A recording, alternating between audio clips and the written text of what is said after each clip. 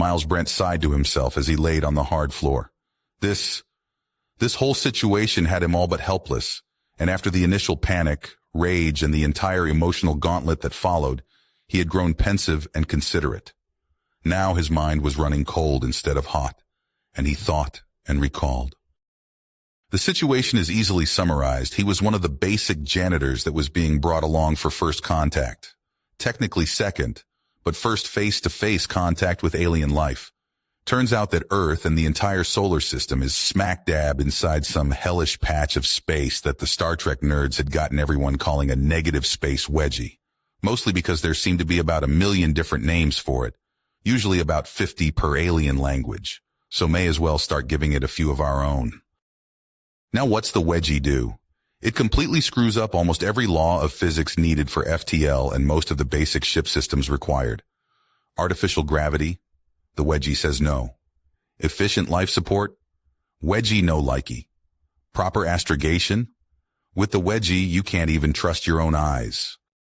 Apparently, the creme de la creme of the wedgie's effect is the ozone layer, which the other races call a naturally developed planetary disruption field, rare in the galaxy, and has all the effects of the rest of the wedgie concentrated and wrapped around our little blue ball of a planet, making the advanced technology needed extra impossible. About 3 years ago, the alien equivalent of the United Nations had managed to get a probe to Earth and start up contact with a very primitive AI that had been manually decoupled until a basic clockwork timer had plugged it in.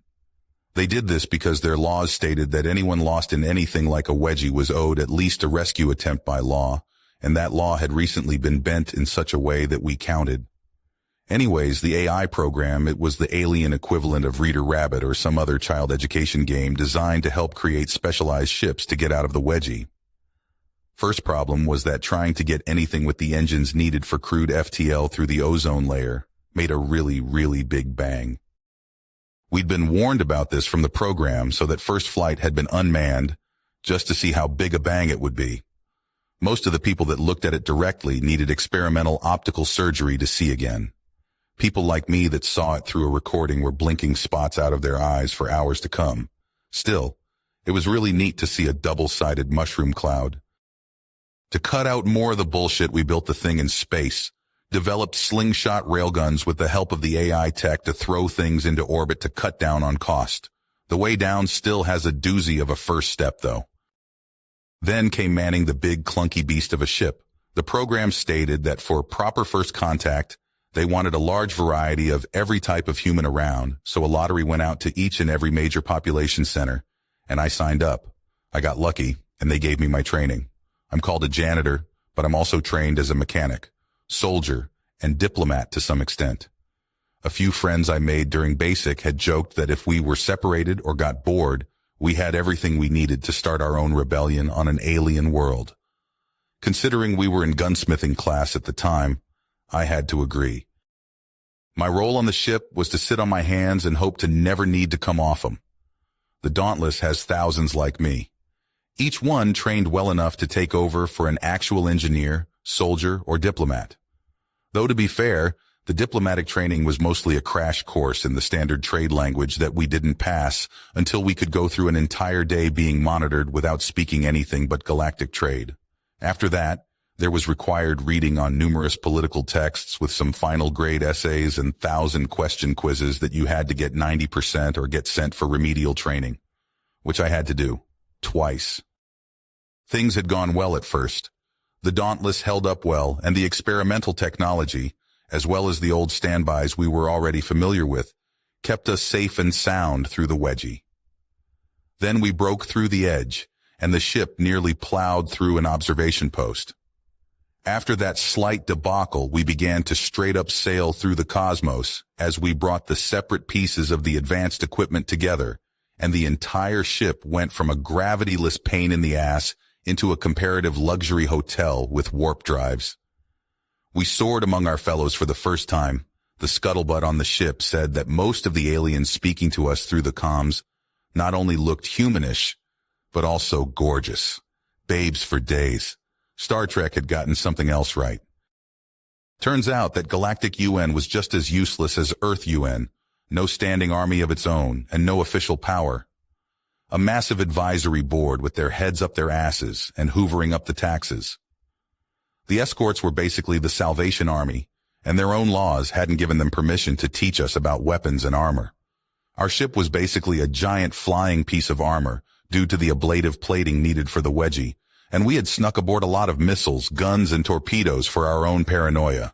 But when a battle fleet of raiders a few hundred strong drop on top of you, it really doesn't matter how much metal you've got or how much bigger you are, they're going to get at least a few drops of blood. Which leads to me. One of those few drops. My military training had given me the option of specialization, and I'd picked sniping. The idea of getting to play with one of the big guns that can still be used for something other than a war crime had appealed to me. The training where I had to shoot the thing with pinpoint accuracy while balancing a fucking coin on the gun was annoying as hell, though. This meant that when the boarding torpedoes that hit the Dauntless started puking out giant metal beasties, I quickly put my baby together, loaded up my favorite caliber of fuck you, and took just the right amount of time I needed to completely ruin a pirate's day. The hallways turned it all into a turkey shoot. Their weapons were effective for about 10 meters, and a range that short against my gun was just insulting. I managed to get about a dozen shots off, 3 confirmed as kills, and the rest opening the idiots up for those with more close-range weaponry. The shotgun boys really had fun with face-to-face, and the grenadiers were pissy that they couldn't use their babies in the ship. Standard troopers had a standard good time. Basic bitches. That's when the second volley of torpedoes came and opened up the wall to my immediate right. It bounced me off the one opposite, and by the time I could put 2 thoughts together, I only had time enough to look some energy weapon right down the shaft and eat a face full of electricity. I woke up in this tiny cube with a reinforced door worthy of a bulkhead and cool but not cold air. The vents are reinforced, magnetically sealed too, meaning I can't rip them out, on top of the fact that I'm clearly being watched. I'd patted myself down to check for what I had been left with. My clothes, which include a Kevlar weaved undervest, my steel-toed boots with hidden knives, and that's about it. They'd taken my baby, my sidearm, backup revolver, and the few grenades I had on me. It's the revolver that's pissing me off. That gun had been a gift from my father. Despite his divorce with Mom being bad, he still had the names of my entire immediate family burned into the wooden grip.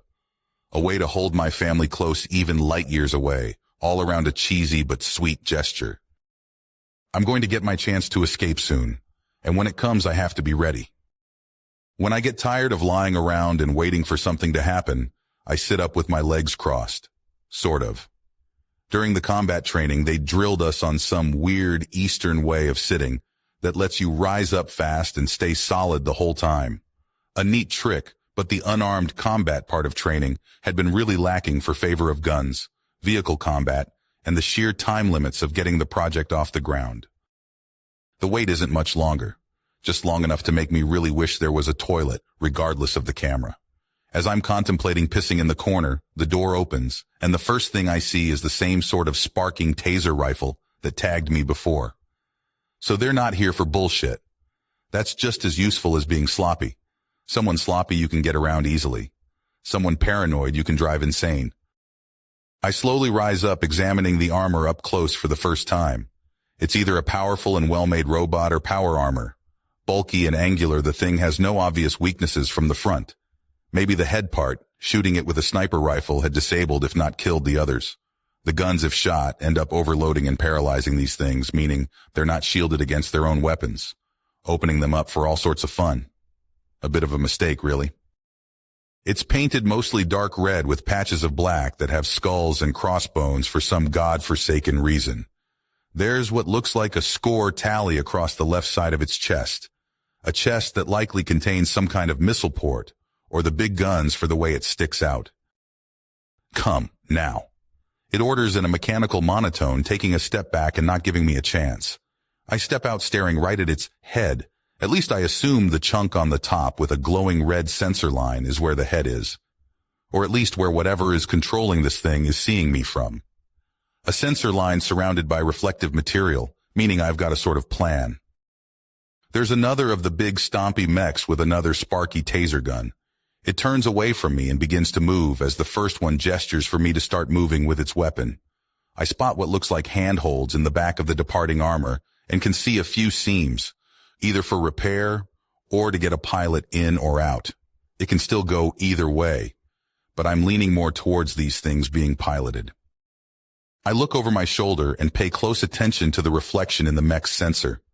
I keep pace with wherever they're marching me to as I give them the best lazy eye I can. It takes only a few moments before the weapon is raised at me, but I refuse to react. Just keep pace and keep glaring. Stop staring over your shoulder at me. The mech pilot orders. This easily confirms that there's someone either in there or remote controlling it. A machine would take a lot longer to freak unless you had a weird AI in control. My time in engineering training taught me what these are. A maintenance hallway. FTL-capable ships need a lot of wires and tubes going around for all the little systems that need to fire off perfectly. So many, in fact, that all the walls are pressed in by anywhere from a few feet to a few meters, usually a few meters. This one is a meters version, and I have room to dash down the maintenance hallway.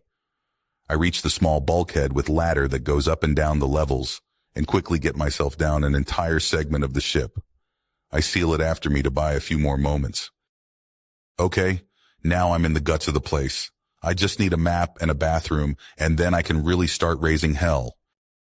Thankfully, the bathrooms in this place are borderline human standard, a bit big with enough legroom in the tub to qualify as a swimming pool, but otherwise standard. Thank God for that. Zero-G toilets are uncomfortable and annoying. A vacuum up to your butt or dick when you're not in the mood to fool around is just weird.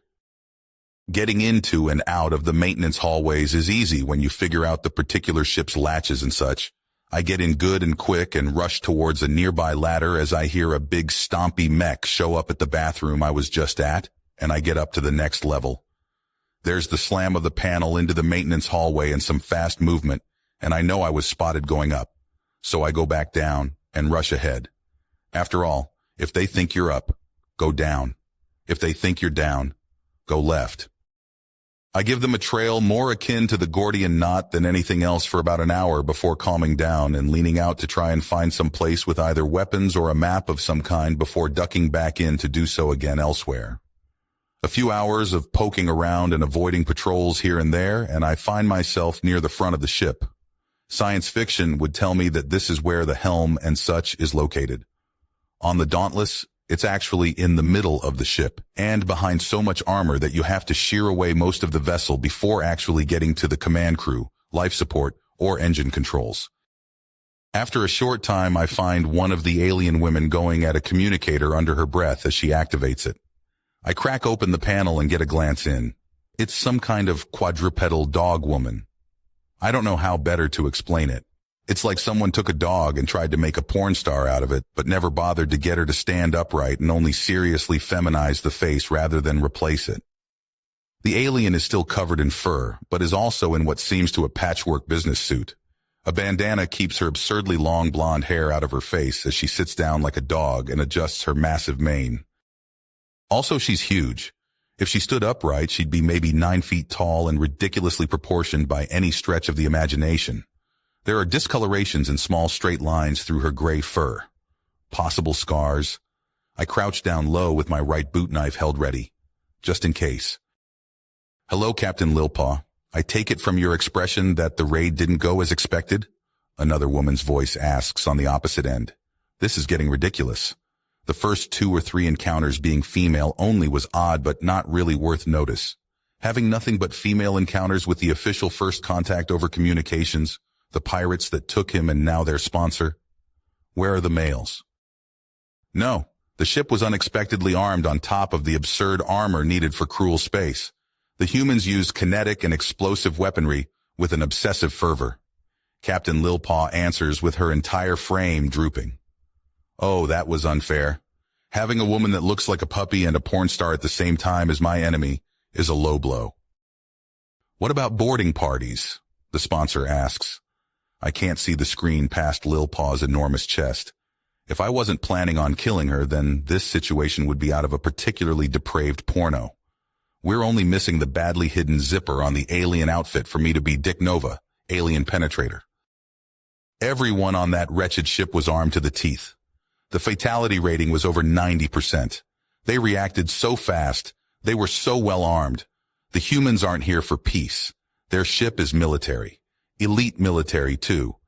We only managed to get one, and the crazy beast is running rampant on my ship as we speak, taking an almost sadistic pleasure in confounding my hunters. Male? Yes, almost every single scan we have and every picture we got during the failed raid was of a man. Even better, the one we captured is a man as well. A cute one. It took a lot of threats and even a few injuries before I had him thrown into a cell rather than dragged into some woman's bunk. Okay, so we have some product for the meat market. Tell me, how close to being in season do you think he is? So there's slave trade? Fuck. Well, damn.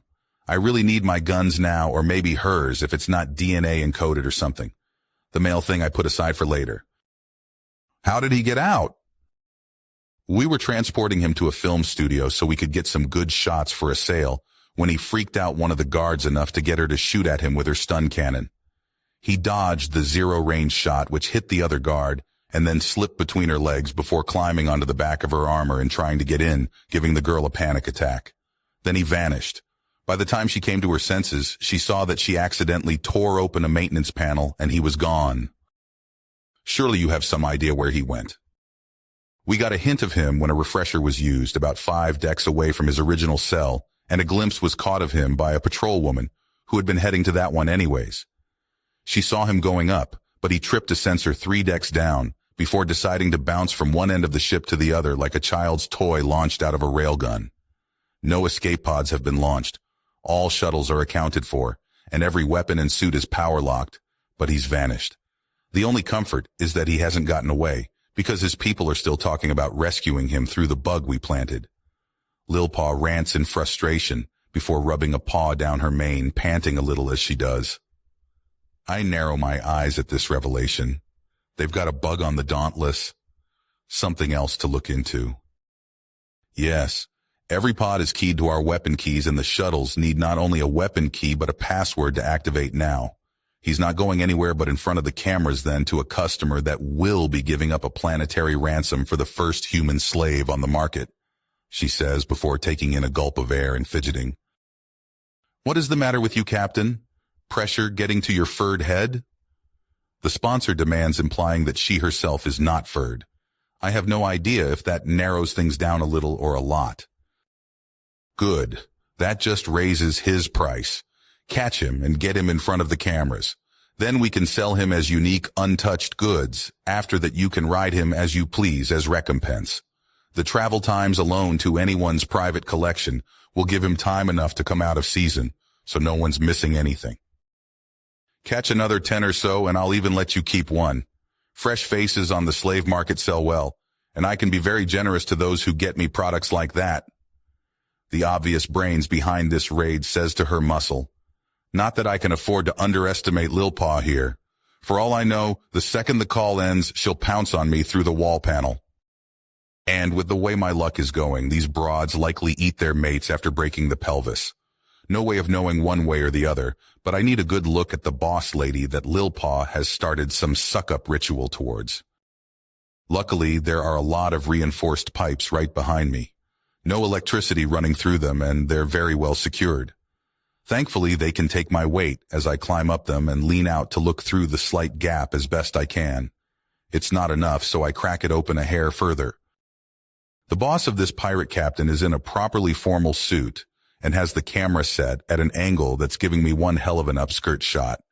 It's clearly designed to make her look towering even on the small screen. I'm uncertain if her skin is pitch black or if she's got a really dark shade of some sort of fine fur. She's also got glowing markings on each cheek, bright yellow to match her glowing eyes.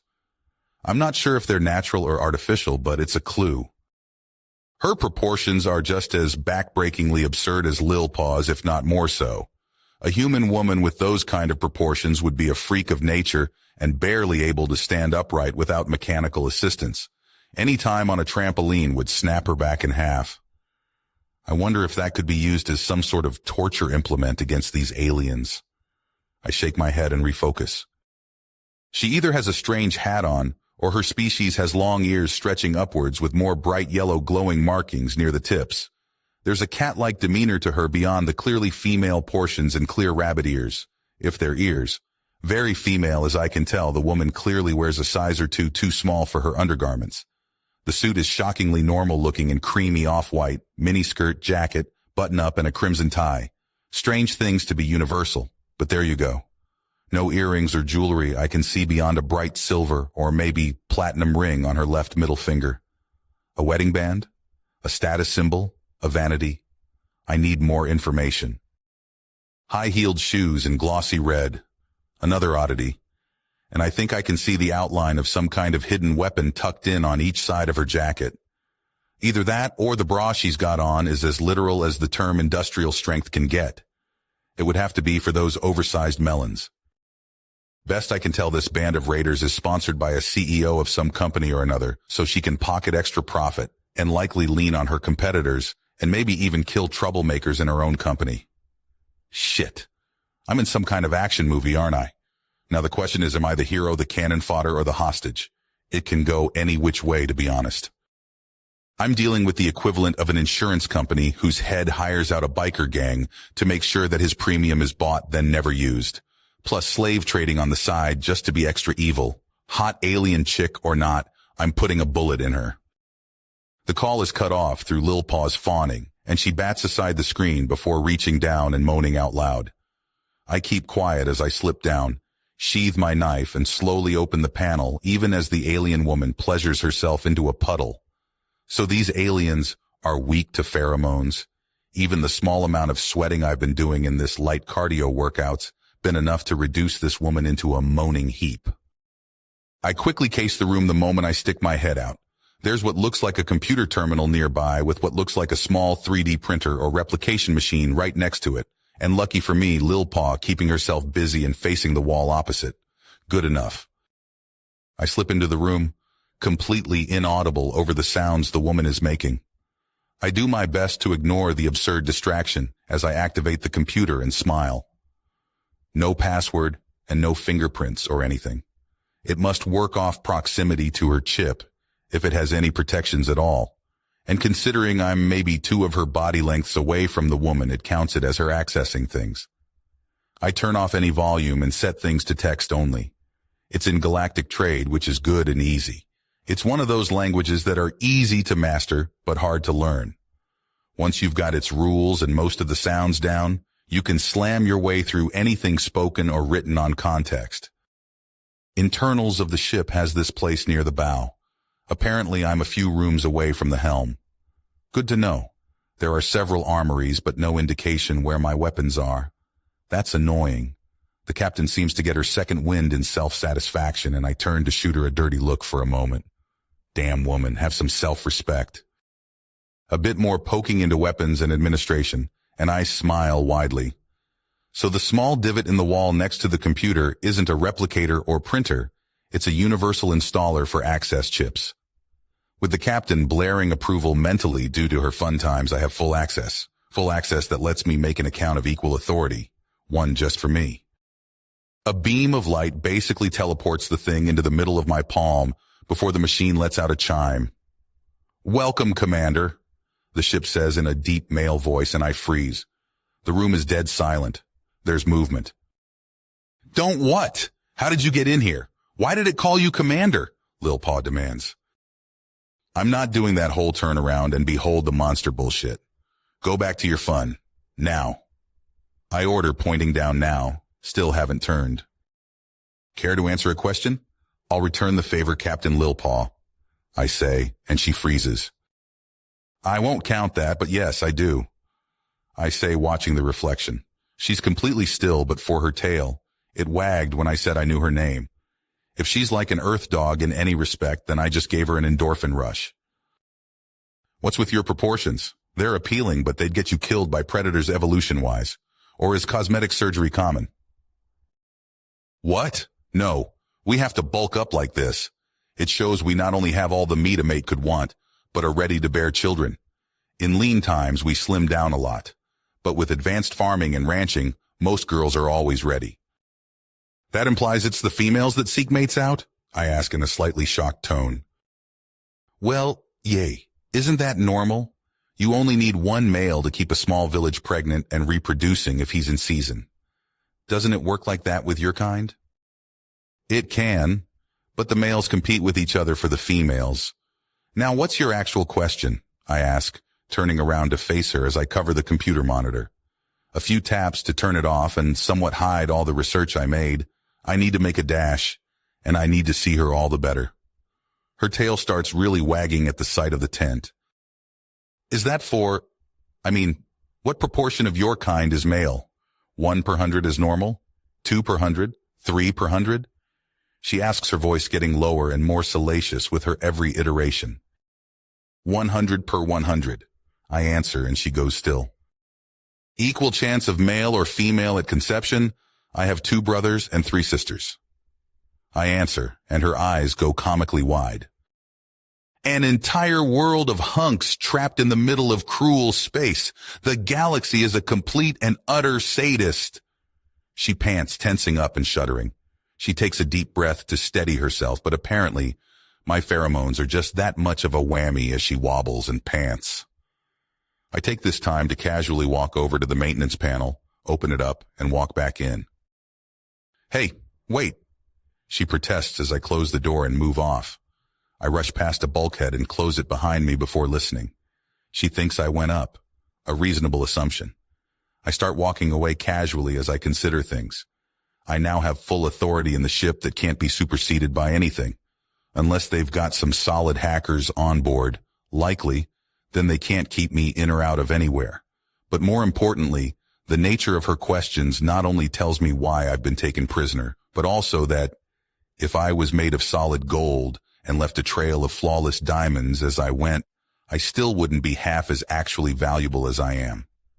They won't risk anything damaging the merchandise. The stun cannons are likely as heavy and hard as they'll go. Captain Lilpaw rushed through her ship, gathering as many of her pirates as possible. After the failed attack on the human vessel, they were down by a full quarter of their numbers. How many dead and how many captured was unknown, but policy was that there were no jailbreaks for those stupid enough to be caught, and only 1 in 10 had gotten out. With the overpowered pheromones of their only prize burning out of her system, she had been able to clear her head enough to take a suppressant. Then, she had made a ship-wide announcement to make sure everyone had the lust blocker in their system. Just a few minutes of marinating in his scent had nearly driven her insane and given him enough time to hack into the systems. His price tag was going up, and if he was the type to escape, he might even be a repeating investment. After all, catching a runaway slave and keeping everything hush-hush is good money, especially if his pheromones have an addictive quality beyond basic bonding. They'll be able to name a price each recapture, not to mention the original sale. Captain? Jingay, one of her helm officers, asks on the open channel. The limbless communications officer was more than a little typecast for her species, but good at her job. What allied vessel? She demands as her blood runs cold. This enormous one, a battleship. You explained it to me via text so that the prisoner couldn't listen in. You idiot. How far off is the ship? We need to get out of here on maximum burn yesterday. And they're so big that if you try to accelerate out of the grip, you'll rip this ship apart. I win. Also, I have my guns back. The prisoner chimes up over the onboard comms. Yes, I can hear you. Yes, I've been listening in for a while, and no, you won't be getting away. I've got complete control. Also, you people don't check near the engines anywhere near enough. I practically set up a base camp down there. He mocks them even as the entire vessel shudders. Also, I've turned off your weaponry. Having them all controlled through a central component gives them an easy method of attack and sabotage. Also, your mechs are powering down. Captain, what do we do? Well, I, as commander, suggest you surrender and be ready to talk. My kind believe in redemption and clemency, meaning that if you play nice with the arresting officers, you get a lighter sentence. Not to mention, I personally see opportunity here, and I think the Admiral will too. One you will like almost as much as he and I will. What kind of opportunity? She asks, trying to find any kind of way out of this mess, and he chuckles. I'd like to clear it with the Admiral first. Don't want to unreasonably get your hopes up. Anyways, play nice with the army of heavily armed and thoroughly unamused men, and they'll play nice right back. He offers. Then the nearby maintenance panel opens. Okay, he asks with a big smile. Hey, don't try it, he says, stepping out fully with a small weapon at the ready. The deactivated electrical cannons are useless in their hands, but sheer reflex caused them to bring them up. I've got 11 hollow points in here. Each one will tear apart your internals, and energy shields do nothing. These are kinetic, he says before pulling something off his belt. And this is a grenade, a chemical explosive that wreaks absolute havoc and death in these close quarters. I activate this and we all die. A few moments pass and the airlock opens entirely. Contacts! We have our man here! A black-clad and armored man shouts out. The former prisoner lowers his weapon. Are you injured? Negative. I have subverted the enemy vessel and have both a great deal of information and need to speak with the admiral. We have a flashpoint possibility, he says, and the soldier nods. Use my radio. The soldier invites, not taking his aim away from the small search group. The other one sheathes his weapon and grenade before walking up to his fellow. Be gentle with them. We have an interesting opportunity here, the former prisoner says, grabbing a device off the shoulder of the soldier. This is Miles Brent, code Sierra Tango Alpha 00228, confirm, he states into the device, and there's a burst of static. Code confirmed. Good to have you back, soldier. Report to medical, please. I'm going, but I need to speak with the admiral as soon as possible. In person, we have an opportunity here, and it would behoove us not to miss it, he says into the device before it gives another burst of static. Confirmed. Get moving. He'll see you there. The person on the other side orders him. On my way, he replies, before tucking the device back into the shoulder strap, then moving out. All right then, ladies. Nice and slow. Otherwise, we start putting holes in people, the soldier says before forcing them out and through a reinforced hallway and into a large cargo chamber with numerous ship-grade weapons pointed at them. The entirety of her crew is marched in, including a surprising number of the boarding crew she thought lost. They're dripping with desire and barely able to move properly. The entire ship really is full of men, isn't it? No questions, no interrogations, no nothing. Then after a long enough time for the lust suppressant to start to break down, the pheromones in the air makes everyone start to squirm, and not just the returned boarding crew. Then the door open and a small crowd files in. Was this time to put them all at disadvantage? At the front is a man in a formal uniform with graying hair and a harsh glare. His presence is one of intimidation and strict brutality, the sort of thing from those schlocky movies where societies of warrior men were found, or perhaps one had been found in cruel space. Captain Agenda Lilpaw? The high-ranking human asks, and she nods. I am Admiral Garfield Cistern, leader of this endeavor. Your ship and crew are at my mercy, he states plainly, and she glares at him. A mercy that you will be able to take full advantage of. Now she's intrigued. As my soldier commander Brent has pointed out to me, I have need of additional ships, further crew, and local intelligence, particularly of the unsavory parts of the galaxy and less than legal societies. Right now, my species has everything in one oversized troop transport. That's not good enough. Wait, is he trying to recruit her? To this end, I want to sponsor your group of miscreants as privateers. To that end, you will willingly share all information with us. We will openly deny that we have anything in common, but in secret, we will be giving you supplies, and our ships will only fire upon yours if we are under the observation of other entities. We'll also be missing a great deal in such circumstances. Admiral Cistern explains, and Lilpaw's jaw has dropped. She regains her composure and gives out a huff. And what exactly will you be wanting of me and my crew? I don't have a problem with a sponsor to keep us flying, but what do we lose? There will be 10 of my men on your ship with veto power. If they say a certain target isn't to be hit, then it's left alone. We also get first refusal of loot you capture, meaning you come to us first to sell whatever you steal. We will pay in full, don't you worry. This also means a guaranteed market for you girls. Finally, we will be sharing information and will occasionally require special missions from you. You will be paid richly for those missions, and we'll be using the commanders we station on your ship as our liaisons between you and us. You want to talk to us? You talk to one of them. We want to talk to you, then we talk to one of them. And what's stopping us from just flying off with everything you're about to give me and never hearing from us again? Because if we don't get a monthly report from them with the proper code phrases, then we will hunt you down and hurl every member of your crew into the nearest star before using your ship and a few puppets designed to resemble you in order to do the raiding, spying, and assassination ourselves. Servitude or death, what a wonderful choice.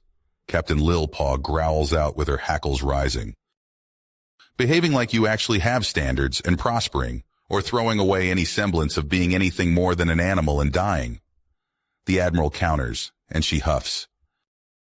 The commanders you will be putting on my ship. What authority do I have over them? It's my ship. I know it. I run it. I put my blood into making it run as well as it does.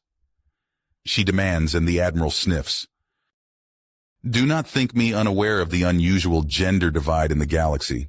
These men are volunteers already tested so that they won't start a plague if they perform the duty you're no doubt thinking of now. Really? She asks in a doubtful tone. Yes, really.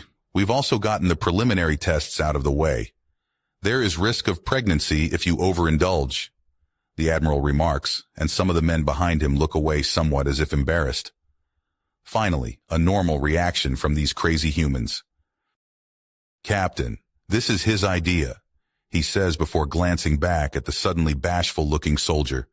You learn things you never wanted to about your men with the things they sign up for, the Admiral says before looking back to Captain Lilpaw.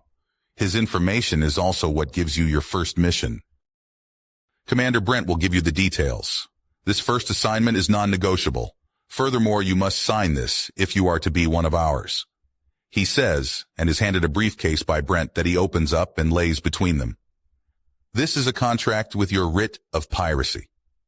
Basically, if any other human vessel somehow or for some reason catches you and yours, you can show them this and be released. So even if I'm replaced, you will have this. Admiral Cistern explains, and she picks up the paper. It's to the point legal talk, but solid looking. If this has some hidden clause or whatever, then I'm counting the whole thing as a trap and letting the galaxy know you're sponsoring pirates, she says with her eyes narrowed, and he nods. Understood, the Admiral says calmly before she goes back to the paper. It seems on the up and up, straightforward and legit. He's also effectively giving her hostages. We want you to turn on your sponsor that was looking to have you kidnap and sell our people. We want her kidnapped from her home and handed to our interrogators. We want her business raided and its assets stolen. Take everything not nailed down and pry up what is. Burn the rest and fly cackling into the night. We'll pay premium prices on everything in return, and you get to name the price for the sponsor, he explains, and her jaw drops. We have less than an hour to get everything into your ship and settled, and we're not starting till you sign the contract, he says, and she focuses hard. A very fast skimming of the contract, and she signs her name on it. He signs his name as well and then closes the case to hand it to her. My men are yours, Captain. Glad to have you aboard, the Admiral says, saluting her before turning around. Move out, men. I want that ship loaded and prepped 20 minutes ago. Go, go, go.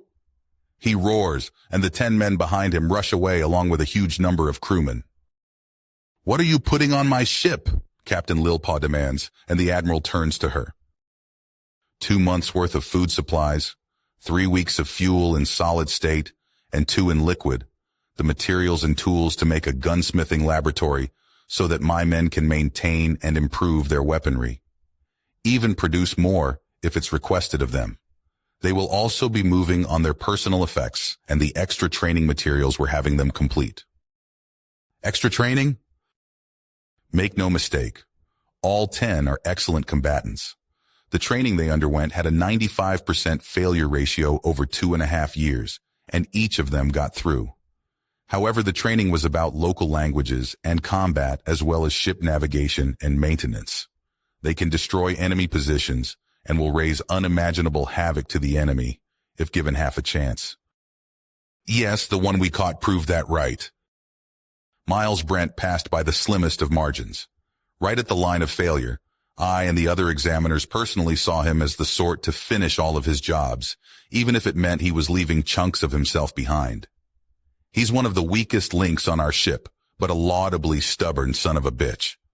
Regardless, a pass is a pass. He, along with the others, will be learning about leadership, logistics, and everything we know about diplomacy and galactic politics, as well as several lessons from our own age of piracy. These 10 will not be a burden to your crew, and if they prove to be a burden, contact me and they will be replaced. The story we'll use is that you seduce them and we'll disavow them as criminals officially. So sure, take them out and show them off if you want to. The Admiral says. They're giving up everything for this crazy plan. Lilpaw suddenly realizes. 5 years of absolute loyalty, with up to 20 before they have anywhere to go. Draft boards don't get a quarter that from their recruits. Captain Lilpaw says before smirking. 5 years to seduce those men as much as I want. Perfect. She mutters before glancing around. The hell are you all doing sitting on your hands? Get back to the ship. We've got ourselves loot to take and a bitch to deliver to our new friends here. We go where the money is. Spin up the engines, power the shields, and get the bafflers going. We got a raid up ahead. Her orders roar out, and her entire crew break out of the trance that her conversation with the Admiral had lulled them into, and they scramble, flap, skitter, and slither as appropriate back to the airlock. They're a bottleneck that makes her snort a little, but it quickly sorts itself out as she slinks calmly back onto familiar deck plating. Her ship is blasting with activity, and a nearby terminal tells her a little something. All 10 of her newest recruits are in a previously unused storage room, working on something feverishly. Apparently Brent is extremely quick on the uptake and already chipped all the others. Up 2 levels and a quarter of the way down the ship, the door opens, and she walks inside to see 8 of them setting up several different machines, as the last 2 are going around and bolting the machines to the floor. Captain on deck, one of them shouts, and all the activity stops, and she gets a smart salute from each and every one of them. She scoffs, appreciative but scornful of such things. She doesn't walk far in. Her head is already starting to swim from the scent of all these fertile and virile males so close together. All for her and her crew. It's an effort of will not to drool.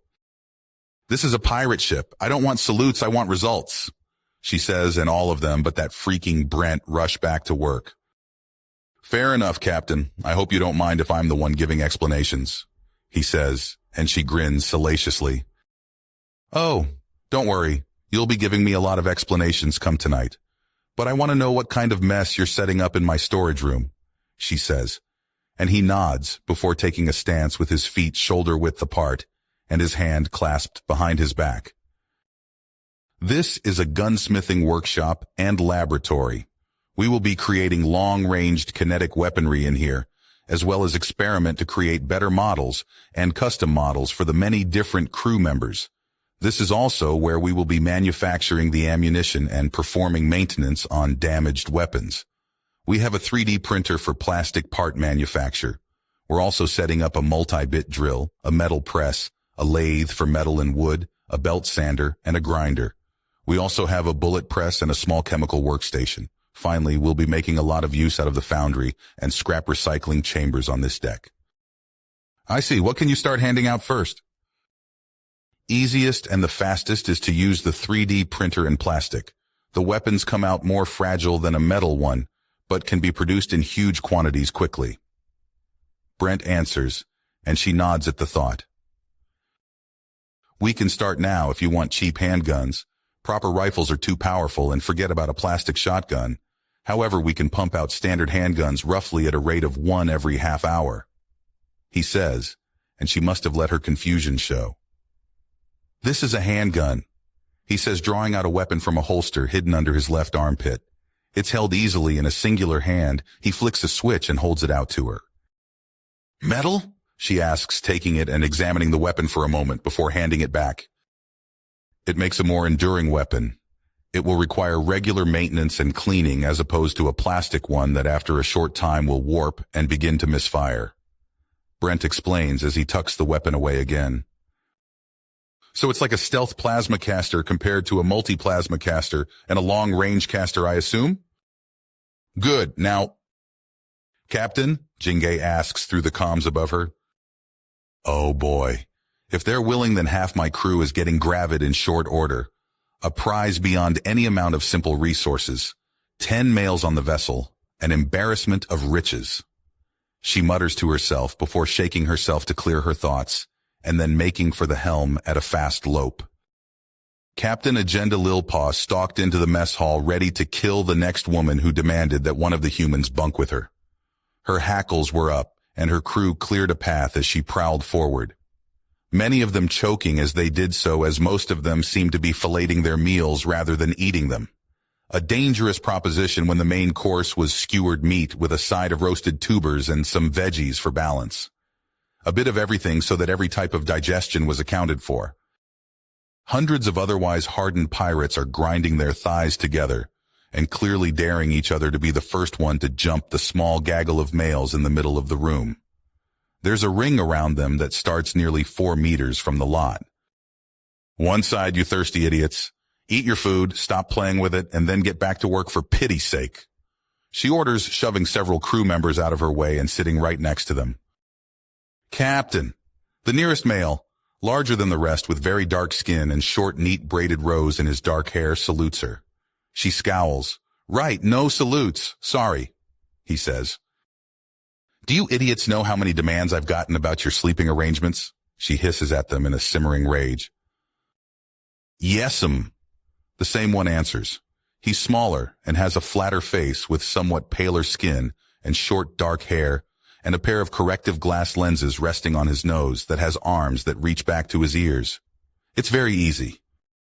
Christ, Ryu, you're going to drive her to drink. The largest one notes with a shake of his head. Drive her to drink more.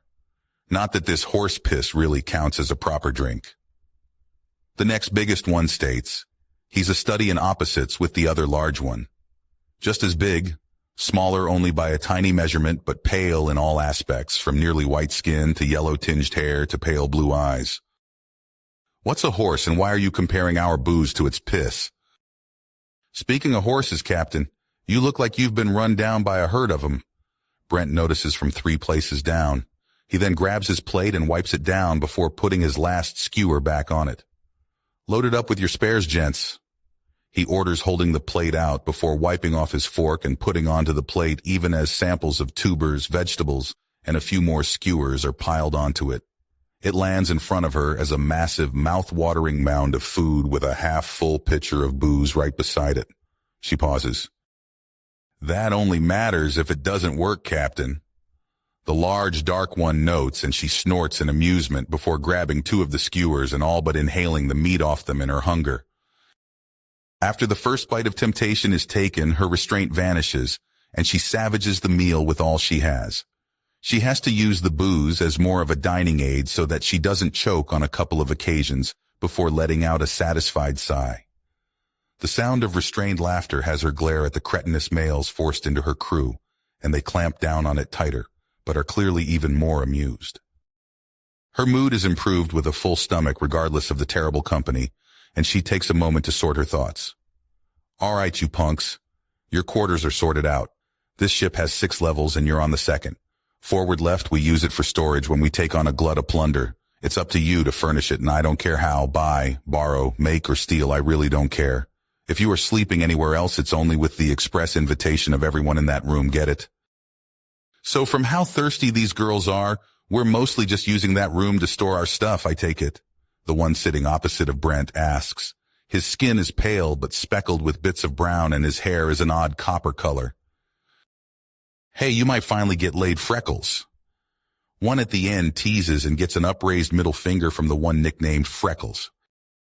Wait, what did you say about my engines? Agenda demands, and he looks kind of sheepish. It's probably just me, ma'am. I've got hypersensitivity with hearing and touch, so I have a high-pitched whine with a little clicky click buzzing in my ear. I can also feel it through the deck plating. He answers, and she quickly glances to her wrist computer and sees his bio. There's a note on it in the corner beyond his name and a picture.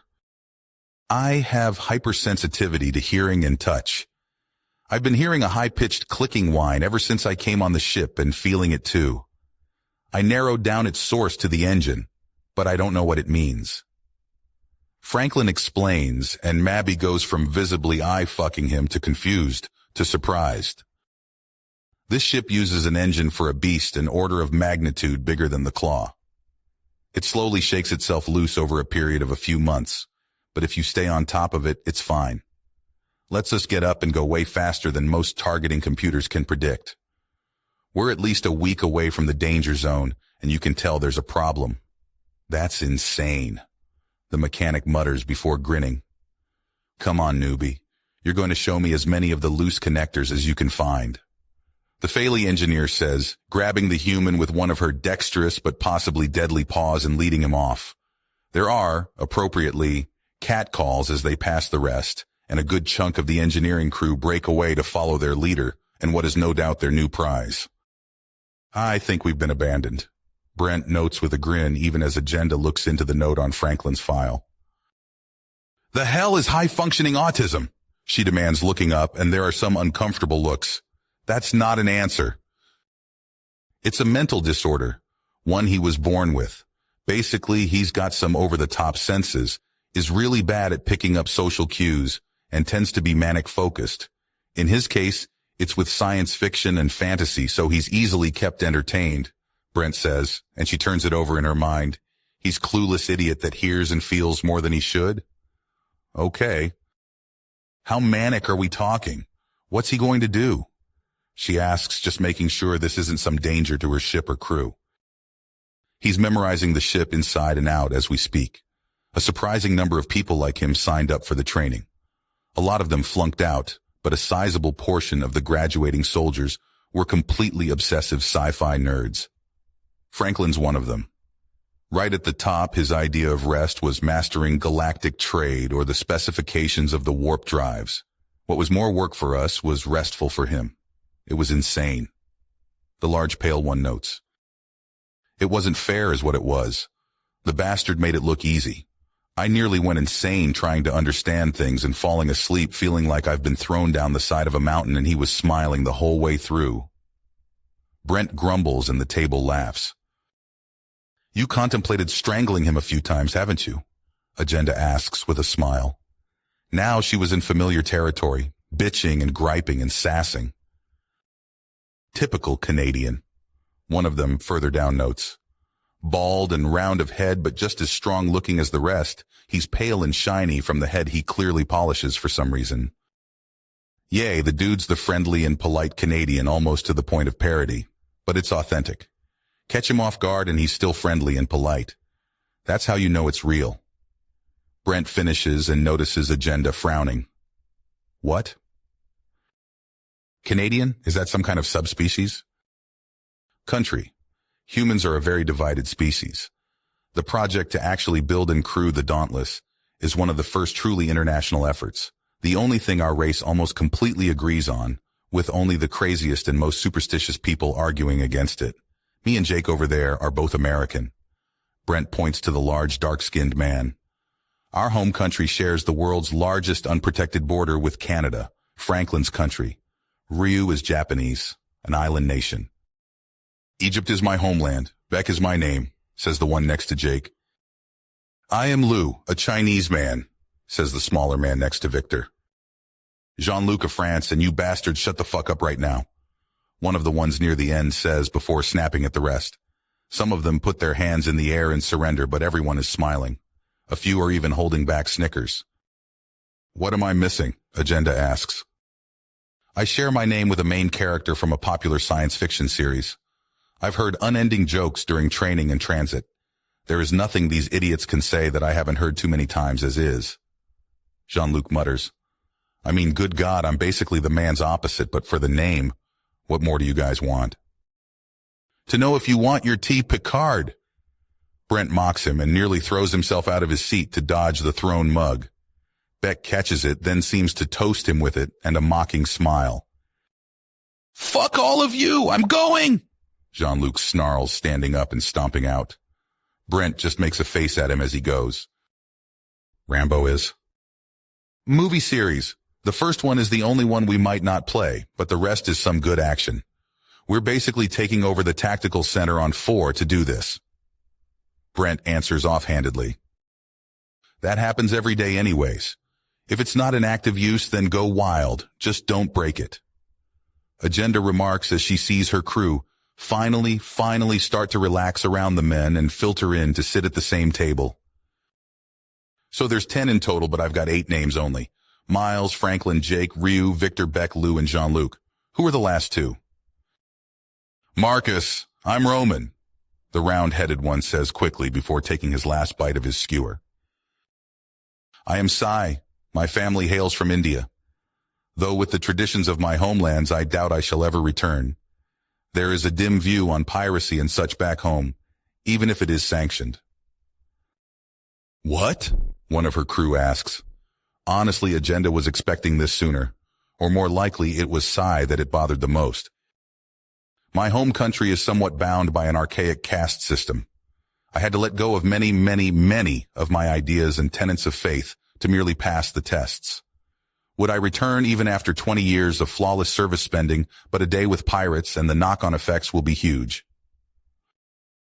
These pirates are more advanced than nearly the entirety of India. It won't take much for you to spin it properly, Marcus tries to assure him. No.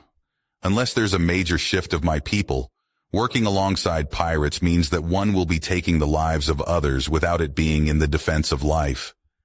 This is a tainting of my flesh. To remain untainted, others are not to touch me. I have become untouchable. Only in India, and scorn will fall upon them if you make it known, then they will be untouchable. If they're wise, then they shall know this and abide. Beck counters, but it clearly doesn't land. You gonna be there for the movies? Victor calls after him and he nods before leaving. Several crew members chase after him, no doubt seeking to comfort the poor man. Even going on the initial mission was burning a lot of bridges. We've severed friendships and familial ties for a shot at the stars. The smart money was on the ship being attacked and everyone inside taken as slaves. The fact we've subverted it doesn't make things much better. Jake explains before running a hand over the tight rose in his hair. Hell, I'm still wrapping my head around it and I've got criminals in the family. As a small argument breaks out, a small alert goes off on her wrist computer and she checks it before rolling her eyes. Another small bit of stupid at the helm. The girls there couldn't find filth in a sewer. Made them great at taking orders without question, and even better in a fight as they were generally too stupid to know if they were in danger, but hot garbage for when she wasn't there to babysit them. It's a beautiful day on Skora. The planet is known for its placid conditions, making it a popular tourist destination and refueling depot in the outer trade routes, especially for those few thrill-seekers that want to get close to the edge and gaze into the great stonking aberration of death and destruction known as cruel space.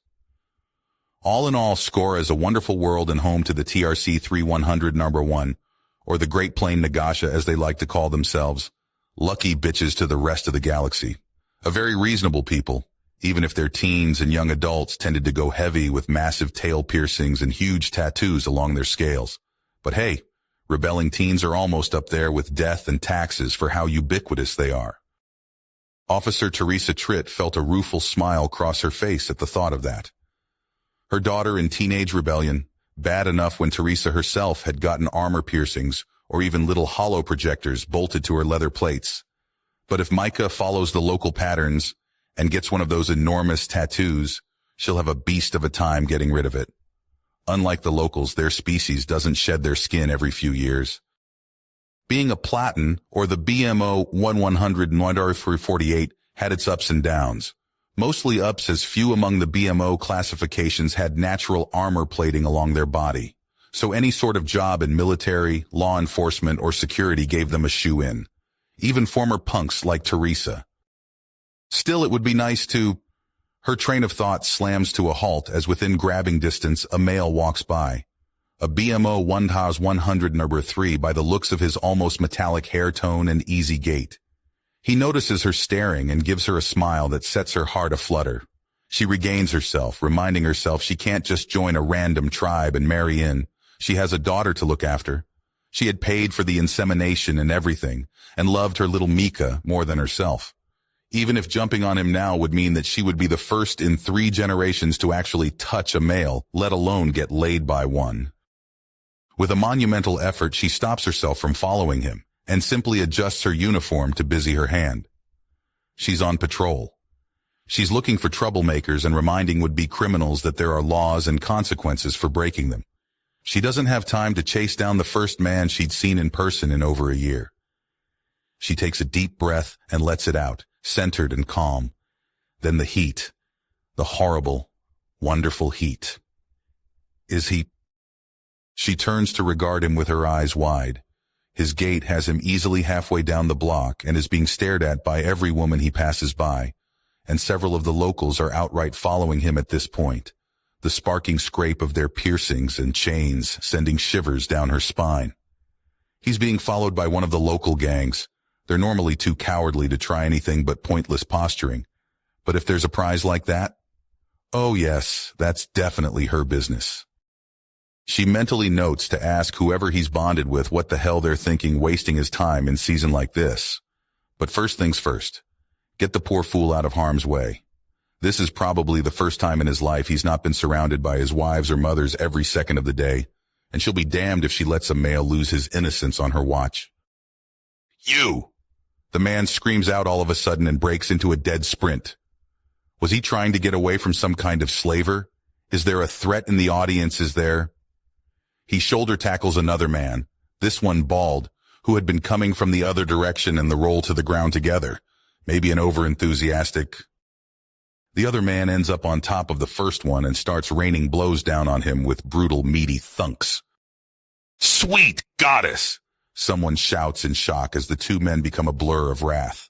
The copper top launches the other off him before kipping up and dodging his opponent's charge and punching him in the side as he passes. Control, this is Officer Tritt. We've got a brawl on 82nd and Winder. Males are involved, she says, activating the communicator on her lapel. Control, both combatants are male. Please advise. Tritt says into her comm, and there's a pause.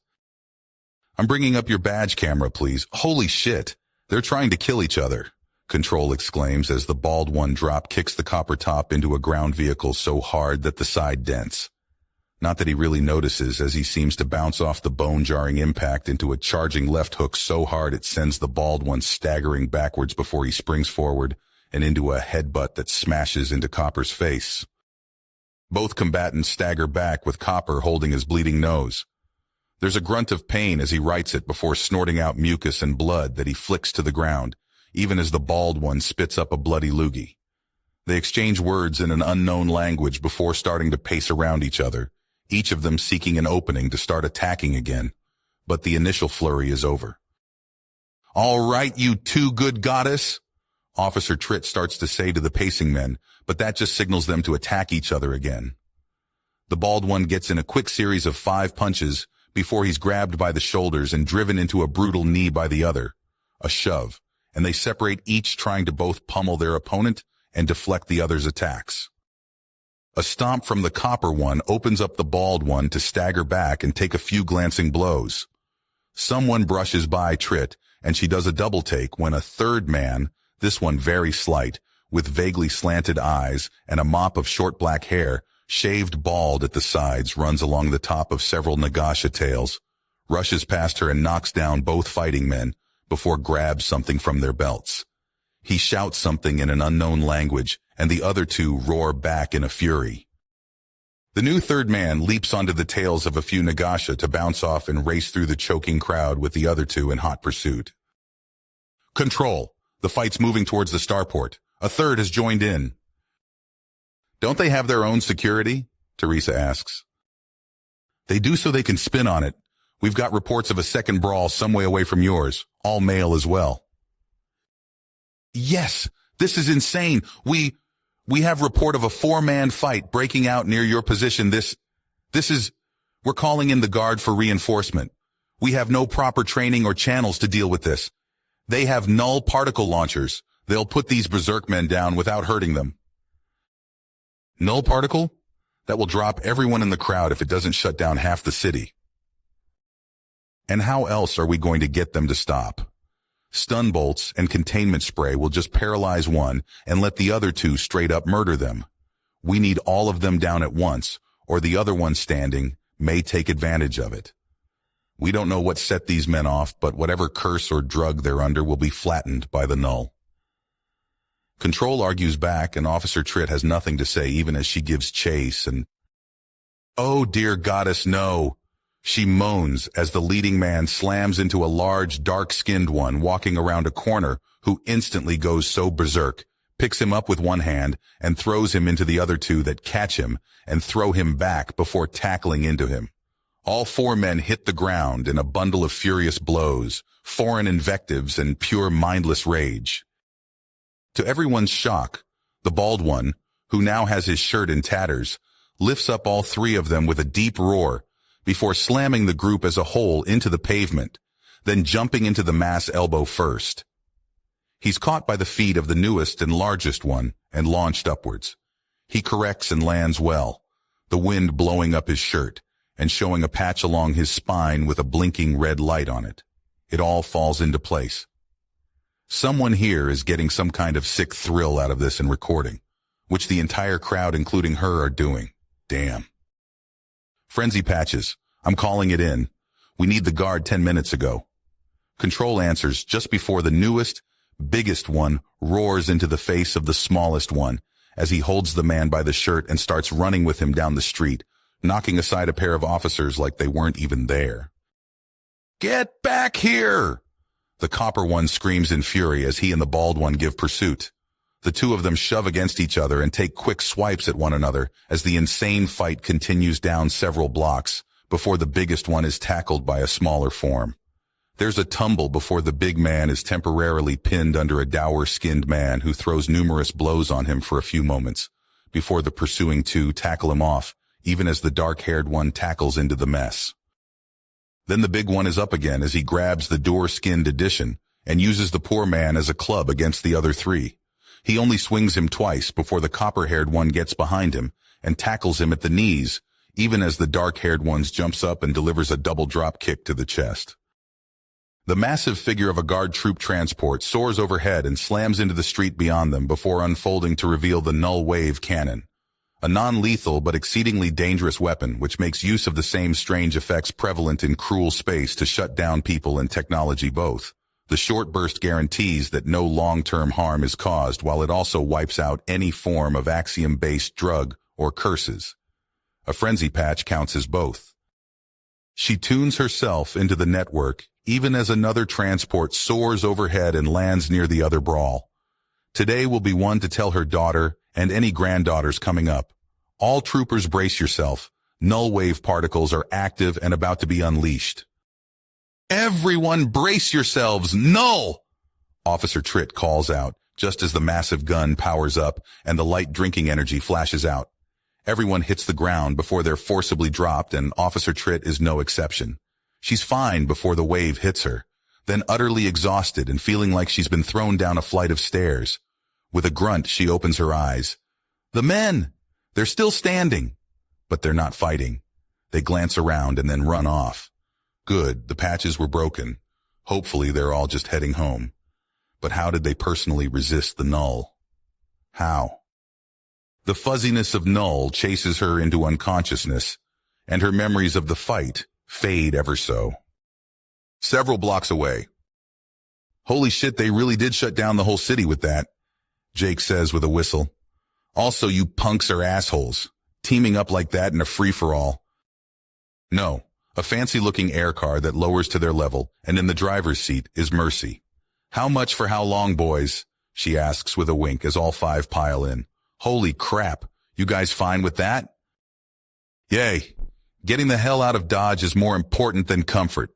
Punch it, Batgirl," Lou orders as he and Beck share the front passenger seat as the two smallest guys, so the other three actually have room in the back. Franklin, Marcus, and Jake would all be squashed shoulder to shoulder with Jake in the middle if he wasn't leaning forward to watch out the front, and both get his own, and give a fair amount of breathing room. "You heard the man. Let's get moving," Marcus remarks, and Mercy slams her foot down on the accelerator. It takes only a few minutes to soar to the claw and right into the main cargo bay where dozens of different air cars are already parked. "Hey boys, hell of a show you gave us," the pirates call as they clamber out of the car, and Mercy soars off and almost flies into the oncoming air car that has Ryu in it. She nearly pries the door open and grabs him out of his seat to all but shove her tongue down his throat. Numerous vehicles soar in, and cackling pirates hop out. After the cargo deck is nearly filled, the bulkhead doors close and the ship lurches hard before the inertial dampeners fully activate.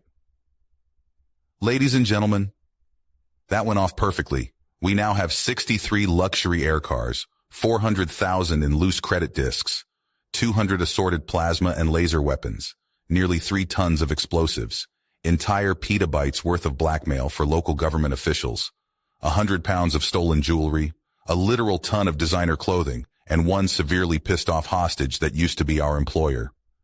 If this is any kind of example for what the humans want us to do, then we're riding on the easy lanes. Extra booze tonight, ladies. Woo! Agenda cheers through the speakers, and an answering cheer rises up from the entire crew. The men somewhat less hardy, as their own beer and vodka distilling stills haven't been perfected yet. Little loud, and while I'm not much of a drinker, I agree with guys. The booze here is bad. We need to get those stills pumping harder. Our own microbrewery sounds wonderful. Mabby purrs. "Hey, kitty cat, what's Axiom Energy? I've been hearing about it all over the place, and apparently most everything runs on it, including you girls." "But what is it?" Franklin asks her, and she shrugs. "It's life itself, lover boy. It binds us and connects us and holds the universe together," Mabby replies as she wraps her tail around his leg. He raises an eyebrow. Yes, explaining that a tail around the leg meant she wanted it was a little embarrassing, but he didn't need to be told twice. Not to mention he was so damn attentive to her needs when they were together. Except in cruel space where null, its opposite, exists in enormous amounts. Franklin begins as he leans towards her before the sound of an air car revving up draws all sorts of attention. Then it disassembles itself and pulls itself back together into a massive robot woman with rabbit ears and over-the-top front and rear bumpers. The formation of the armor and where the seats ended up give her the look of wearing a bathing suit and a fair amount of jiggle where it would be found on a normal woman. Okay, seriously, even the transforming robots have giant tits? Their robots are brain scans of people. They get massive issues if they don't have body shapes similar to their natural ones. Mabby says in a dumbfounded voice as the equally shocked 20-foot-tall transforming air car robot rabbit woman overlooks them all. Seriously, is everything outside of cruel space required to have massive tits? Are men even a thing out here? Brent demands, and all the attention goes to him barring the few that start snickering, such as Franklin. The whole mission was a cock-up from beginning to end. They had supplies and resources enough for a century-long trip if the recycling techniques worked half as well as the hydroponic bays. And they did. The men were motivated and proud as well. The enemies that revealed themselves were incompetent when they weren't trivial to subvert or recruit. It was the other things that were a problem. A big one. Best he could tell, the entire galaxy would be ravenously eyeing up Earth and any territory any of its sovereign states claimed due to the sheer gender ratio. The fact that this mistake was made was reasonable. It was considered a general sign of sapience in the galaxy at large to have a species with a massive gender divide favoring females. It allowed a race to thrive with fewer resources and ensure that the best pass on, but only if a thinking mind directed things. At least that was the general science before humanity came screaming into the scene. Apparently his species is becoming the exception that proves the rule bit of Bullock. "There is nothing I can do to stop my species from being the gigolos of the galaxy," he moans to himself.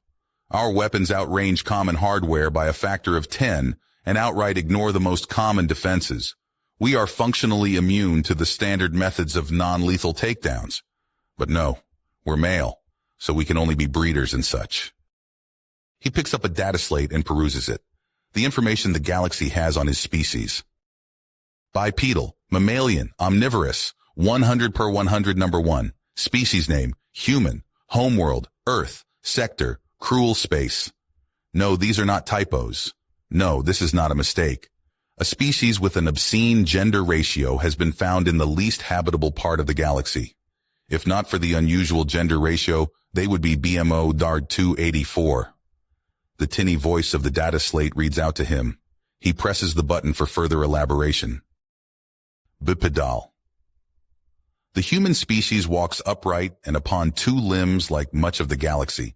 They have a very close resemblance to many lizard and ape descent strains of sapient in that the extremities of their locomotion limbs are effectively modified grasping appendages. They have an unusual and rare cooling system known as sweating. This process causes them to secrete oils, which rapidly evaporate and carry away heat from the body. This process also unleashes an enormous amount of pheromones in the air during the heat or rut phases of the species that use them. It should be noted that humans are effectively in heat from puberty to impotence. The data slate chimes up, and Admiral Cistern sighs. Mammalian. The human species is a warm-blooded and furred species. Although their fur appears quite sparse, superficially they closely resemble BMO 100 Nartho3, and likely share a similar biological ancestry in large apes that adapted to tool use. Interestingly, as they have evolved in the greatest natural null deposit in the galaxy, colloquially known as cruel space, they are likely immune to its effects. This has yet to be proven. Preliminary genetic tests and scans of their own databases prove them to have the acclimatization strains allowing them to breed with any other member of the galactic community. They have long dubbed this vital portion of the DNA as the junk strains, as they were unable to decipher its purpose and assumed it as leftover and deactivated portions of the genetic code. It continues, and Admiral Cistern nods as he pulls out a small flask of good drink and takes a swig. Omnivorous.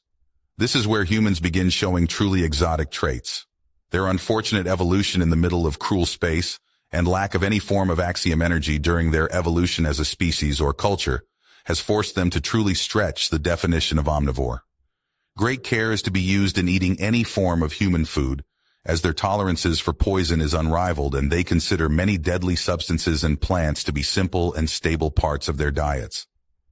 In particular, the crowd control and riot suppressant chemical weapons known as Wicked Winter and Ferocious Flame are considered mere flavors, minty and spicy respectively, and are often used in candies and meals. Furthermore, dangerous chemical stimulants are considered part of common recreational drinks that are universally available among both military and civilian population. They have dubbed it caffeine, and it is available to even small children. Scanning equipment is recommended at all times. It reads out, and Admiral Cistern mentally chuckles. The spiced chicken dinner that had been offered to the ambassador had not gone over well, nor had the dinner mince meant as a palate cleanser or a friendly chat with coffee and biscuits. Still, if these classifications were anything to be considered, it appeared they were understanding about that debacle. 100 per 100. The humans are the only sapient species in the known galaxy, with an equal number of males to females. Current evaluations determine this to be a defensive survival trait against the sheer danger born of living in cruel space. The sheer lethality of their homeworld and this adaptation to it has caused massive cultural divides between themselves and the rest of the galaxy. To the humans, males are the expendable gender and are the ones that act as both warrior and laborer in their communities. That one was almost clinical, though the implication that Earth is exceptionally dangerous in some capacity does mean that colonization will likely be quite easy. So the main problem will be getting people off Earth and out of cruel space. After that, the other planets and peoples will fight to line up and offer them space. Number 1.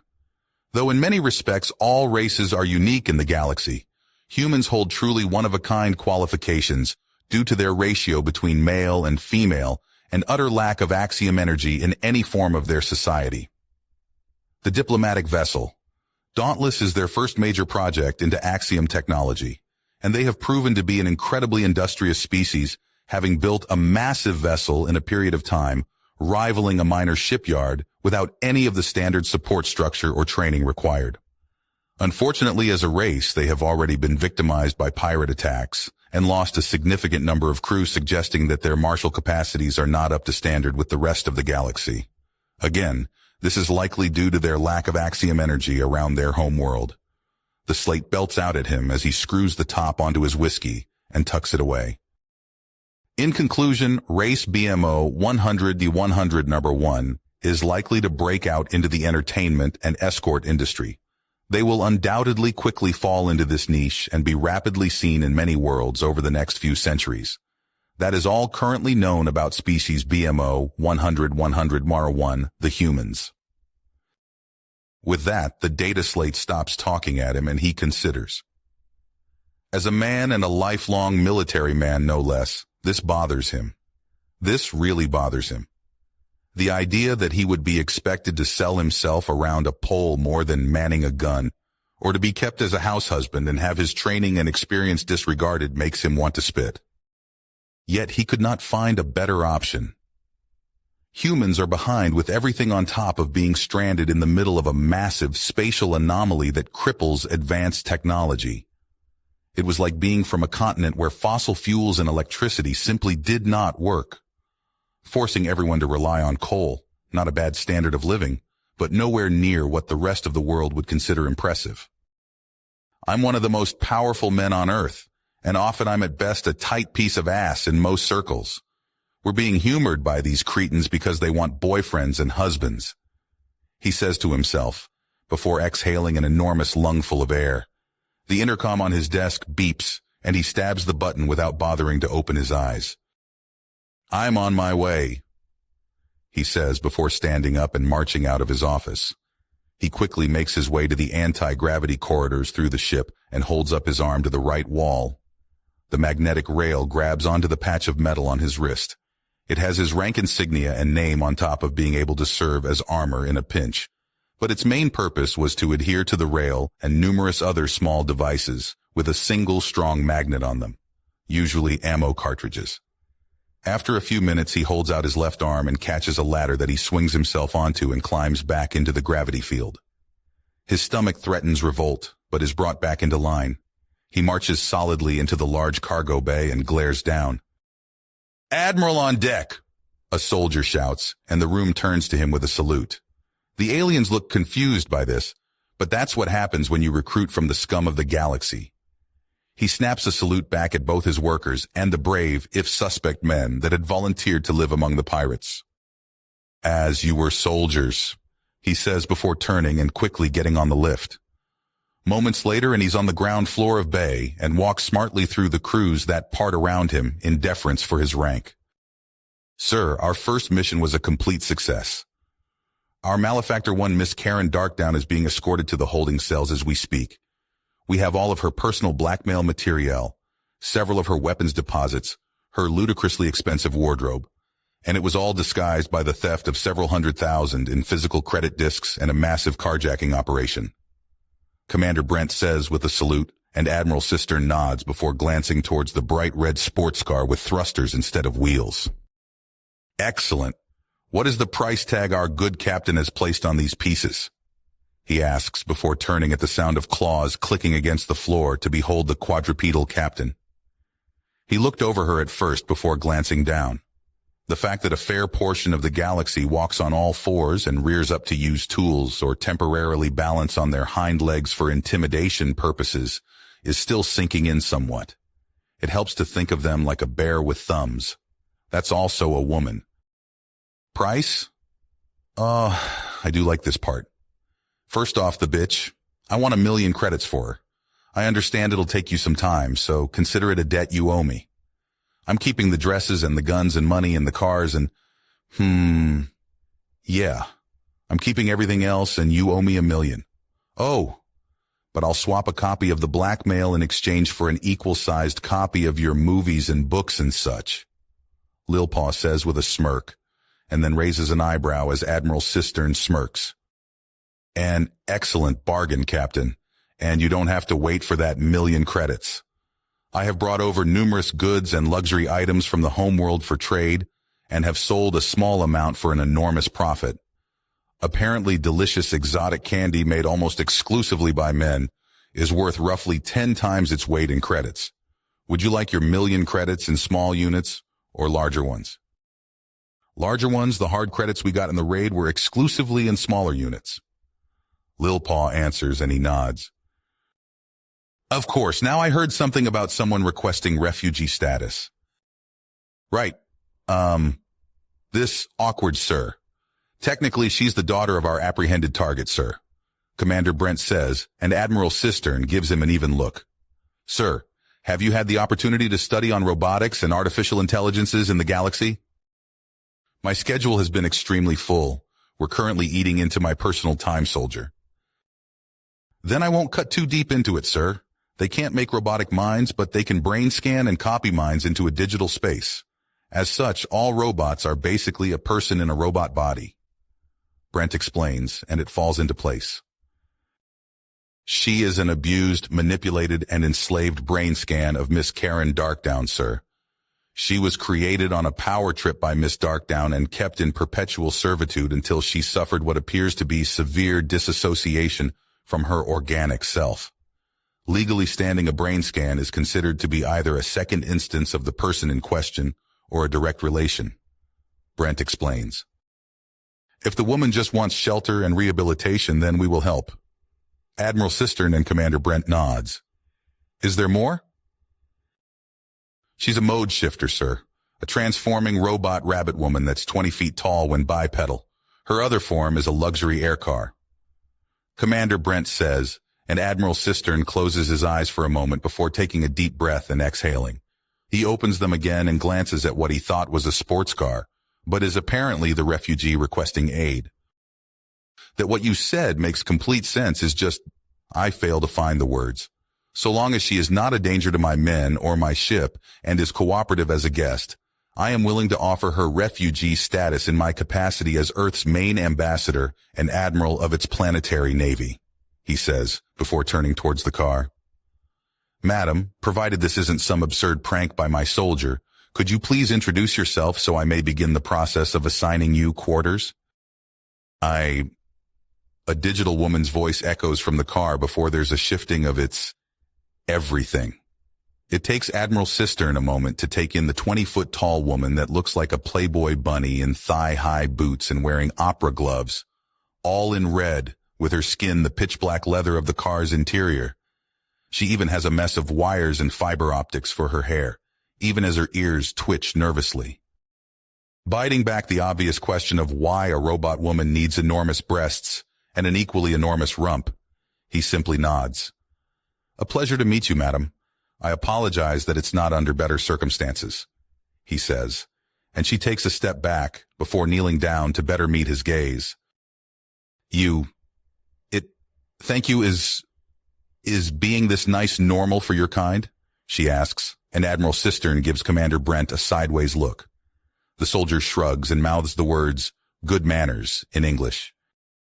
Madam, you are a thinking being that have not in any way proven to be my enemy or an enemy of anything I care about.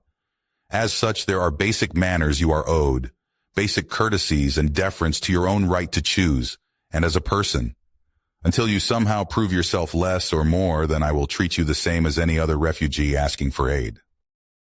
You have asked for help and shall receive, madam. I don't care what your origin is, merely what we can do for you, he says, and the enormous alien robot rabbit woman shudders, shakes, and then bursts into tears before sweeping him up in an enormous hug and holding him close as she thanks him over and over again and begging for this to not be a dream and for it to finally be over. After an uncomfortable moment, Admiral Cistern hugs her around her head and she sniffs against him, the pinpricks of light that make up her facial expression shifting and twisting as she balls into his torso. Captain, do we know how long Darkdown had her mod locked and defenseless? Commander Brent asks, unsure about what to do about the spectacle happening in front of them, as a robot somehow produces both tears and mucus to smear into the Admiral's uniform in her distress. Long enough for a major breakdown, she answers in surprise.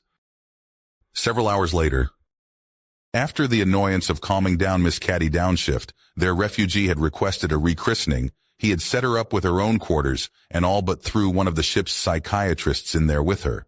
He'll either end up with a broken pelvis, used as a plush toy, or actually help the poor woman. Whichever it was, the problem was averted for now.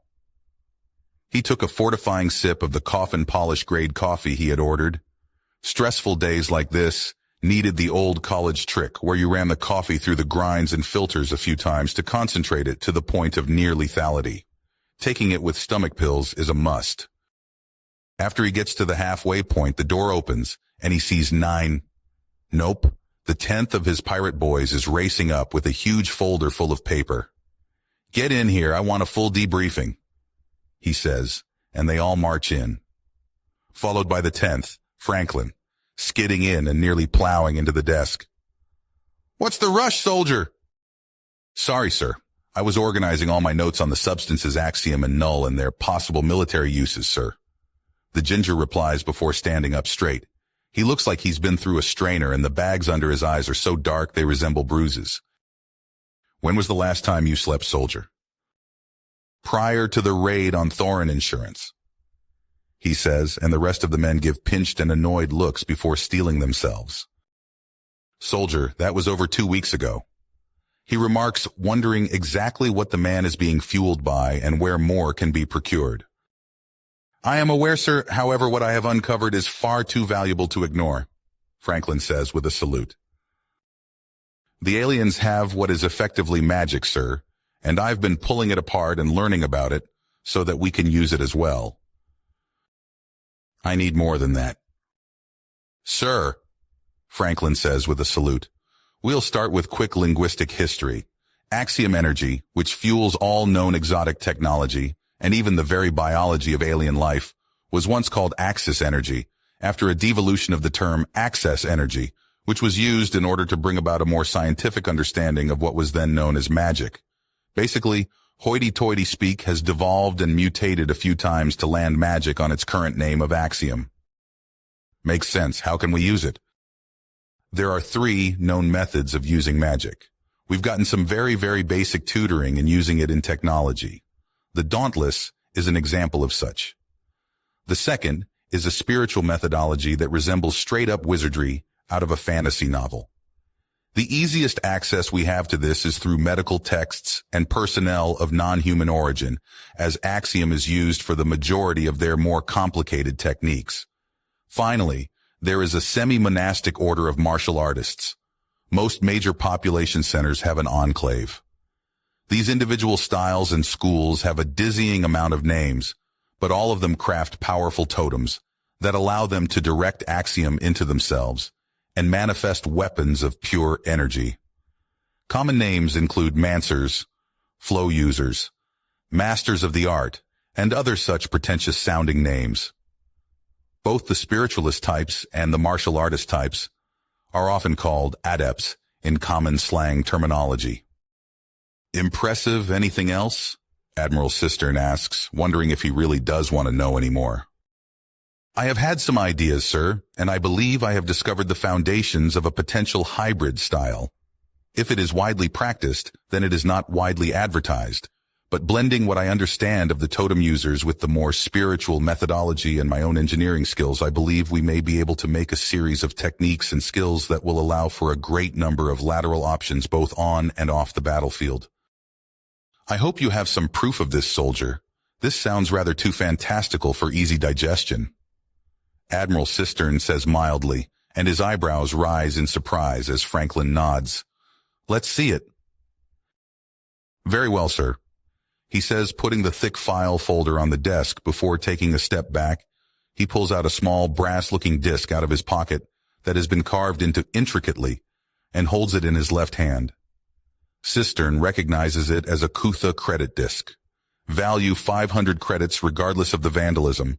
The oddly refracting metal holds that level of value as a metal. Franklin takes a breath and the carved piece of currency starts glowing and floats over his hand. He then clasps his hands over it and pulls them apart with electricity arcing between them and riding up his fingers like a live Tesla coil. As the room stares at him, he suddenly wrenches his right hand up, and the electricity gathers within it to ignite and become a dancing flame in the palm of his hand that he then crushes in his bare hand, then throws the energy at the rest of his fellow commanders. Their clothing and hair is blasted as if a strong wind had whipped around and tried to knock them all down. The nearer two actually take a step back to brace themselves a bit better, but no one is hurt. The basis of my style is not the sheer strength of will of a mancer, or the oneness with everything that is the spiritualist, but based in the knowledge that all forms of energy are similar and with axiom interchangeable.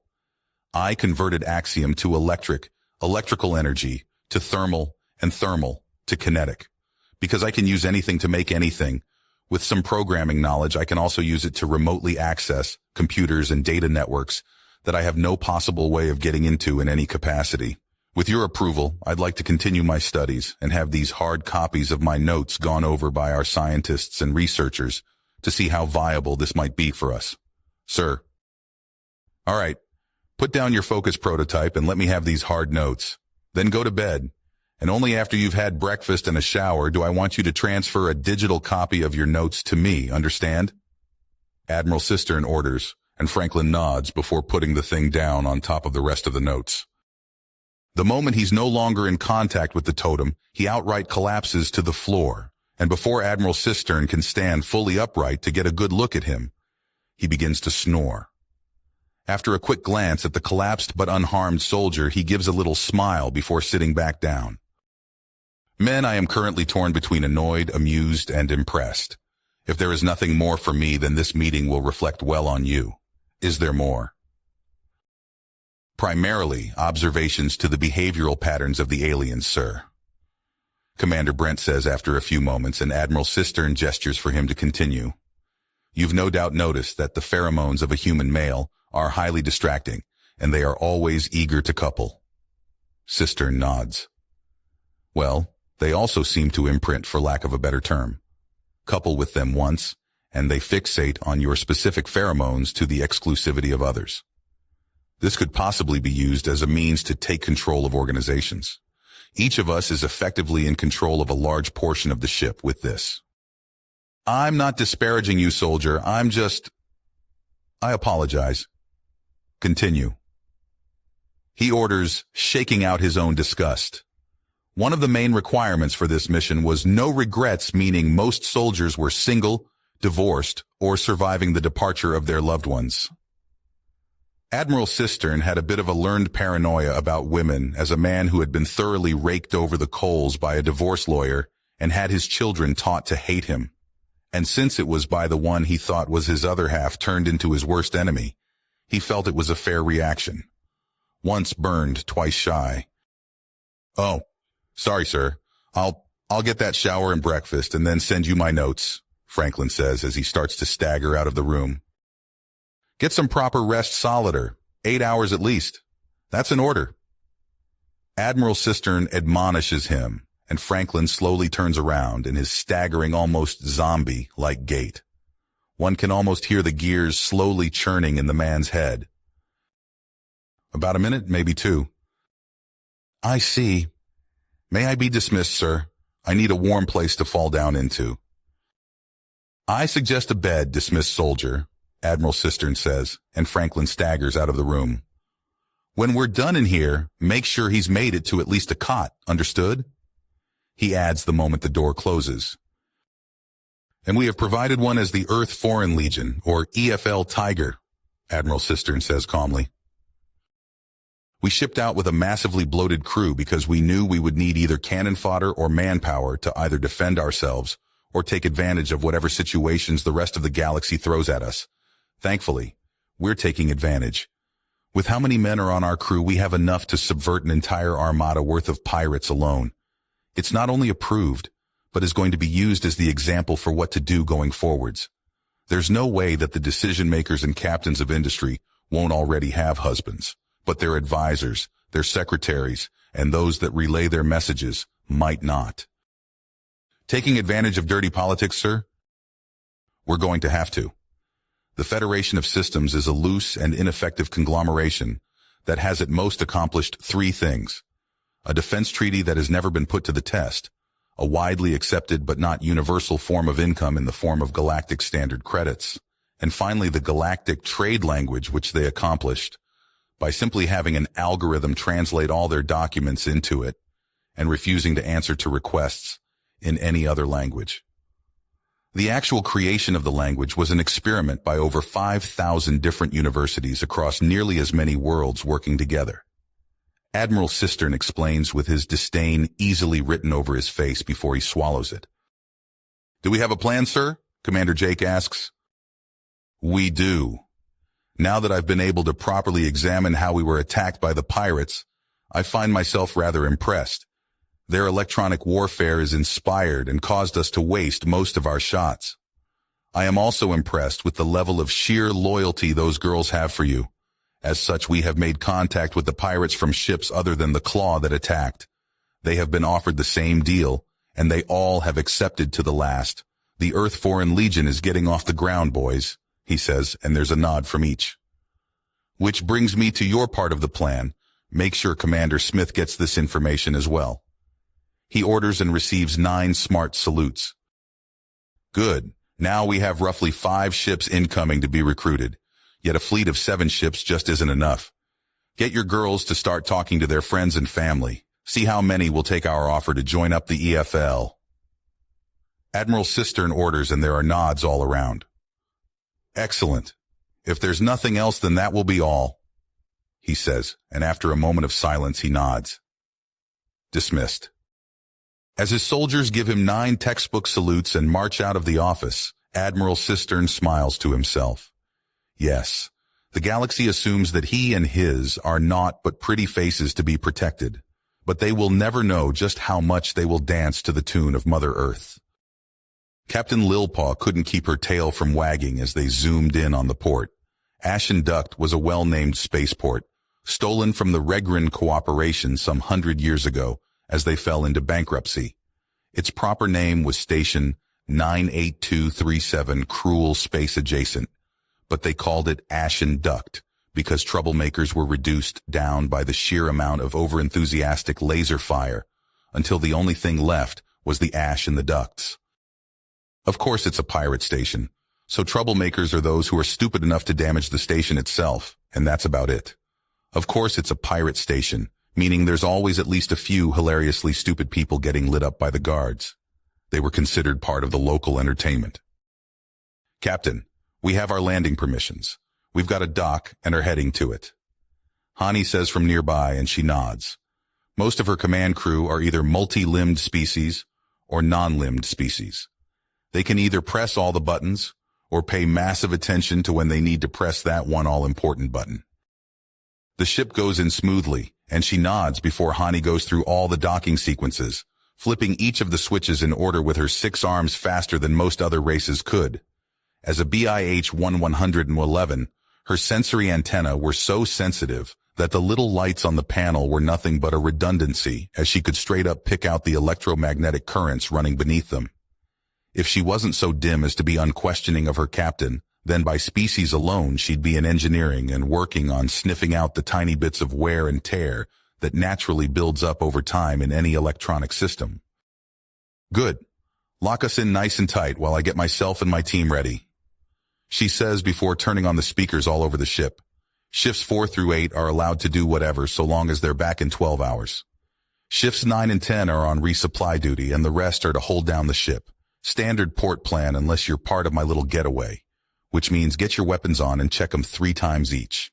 She orders the ship and cuts off the two-way as nearly half the ship starts cheering about how it's their turn to have fun.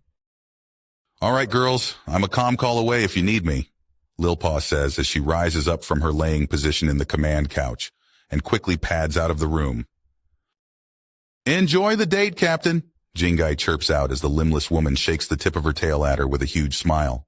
The TRC-100 in our FO4 would be almost threatening, shaking the axiom-infused rattle at the tip of her tail at her, but the woman's too dim to actually use it properly. If she had grown up in primitivism, she'd have died as a child.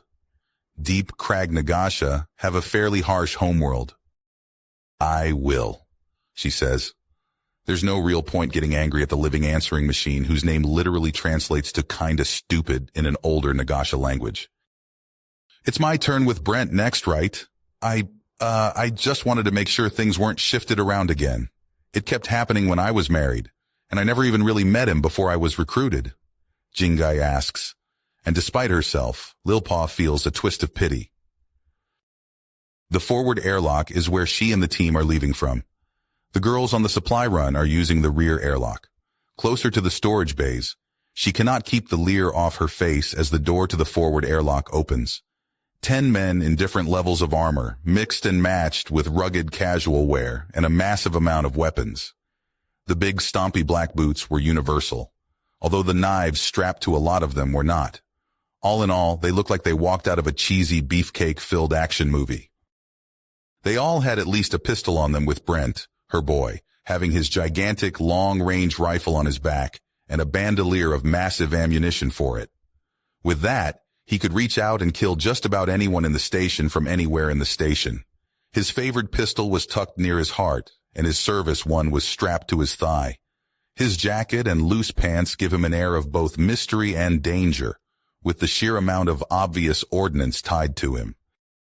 Sai has dressed himself in smartly cut and colorful dark blue and green robes that poorly conceal numerous weapons that are so badly hidden they draw attention away from the pistol and knife in his sash. A common trick among pirates. He catches on quick. Around his head is a white wrapping that seems both religious and exotic, especially the brightly flashing gemstone, which will grab most, if not all, the attention on him. Very clever, the knife and pistol are practically invisible now, and she can also make out a little bit of armor poking out from underneath. A helmet. He's hiding armor under that big flashy target. Brilliant. Marcus is the most obviously armored with a full set of bronzed ablative plating minus a helmet, and has both a primitive shield of enormous size and with a large V on it, and a spear in addition to his pistol and knives, and seeing her gaze, he turns the shield around to reveal the disassembled rifle on the other side. Smart. Jean-Luc is in casual wear compared to everyone else with his bulky jacket. Then he opens it to reveal both armor and enough explosives that he's guaranteed to be stopped by station security. The massive grin on his face almost has her roll her eyes. Yep, he's the stupid one this trip. Jake is shirtless and standing like a titan over the rest to reveal his chiseled physique. He's one of the only ones with a standard weapon in the form of a plasma cannon that he's lifting as if in the middle of an exercise routine. An anti-vehicle grade plasma cannon. The pistols strapped to each thigh and massive knives in his boots are just part of the scenery when someone's carrying that much weapon, let alone the fact that the man is just that much man. Victor is his fierce competition with a massive crew-scale laser repeater, an area denial weapon for when you need a bunker secure. The man's black shirt is so tight it's effectively painted on and only seems on to support his bandolier of throwing knives and extra ammo for the pistol strapped to his left thigh. Beck has seemingly airbrushed himself to look like a jackass with his flowing jacket and decorative armor plating. He looks like an oversized child playing space pirate. Looks like he's playing pirate, but the eye patch is clearly a material that he can see through. The wig sewn into his tricorn hat is hiding the chin strap of his helmet, and there are little pinches in his clothing to show that he's probably the most well-armored of the bunch, just with a cheap costume over it. His weapons have been painted to look like oversized toys, but are clearly too hefty to be anything but lethal. Clever, if annoying. At first, Franklin can't be seen. Then he steps to the side to reveal the strange glowing gauntlets with a half-massive ring sticking out the side of each one. She can physically see the axiom energy stored in the things, and they're growing brighter by the moment as he adjusts and tampers with them. He's dressed almost formally, looking more like he's ready for a night on the town, and his weapons can't even be seen at first. Concealed shoulder holster in his pants have a slight bulge where they hang over his boots to show a knife tucked away. The gauntlets with the axiom pouring off them are really concerning. "All right, just what's the plan you idiots are following?" she asks after her scan of the men. "Some of you are dressed as kidnap bait, others look like they want to wage straight-up war with the station, and the rest have stepped out of an early act in a porno with too much plot and not enough cock. Most of you are some combination of the three." "Then the illusion is working," Sai announces with a theatrical clap of his hands, and Beck breaks out into laughter, followed by the rest after a few moments of strained looks.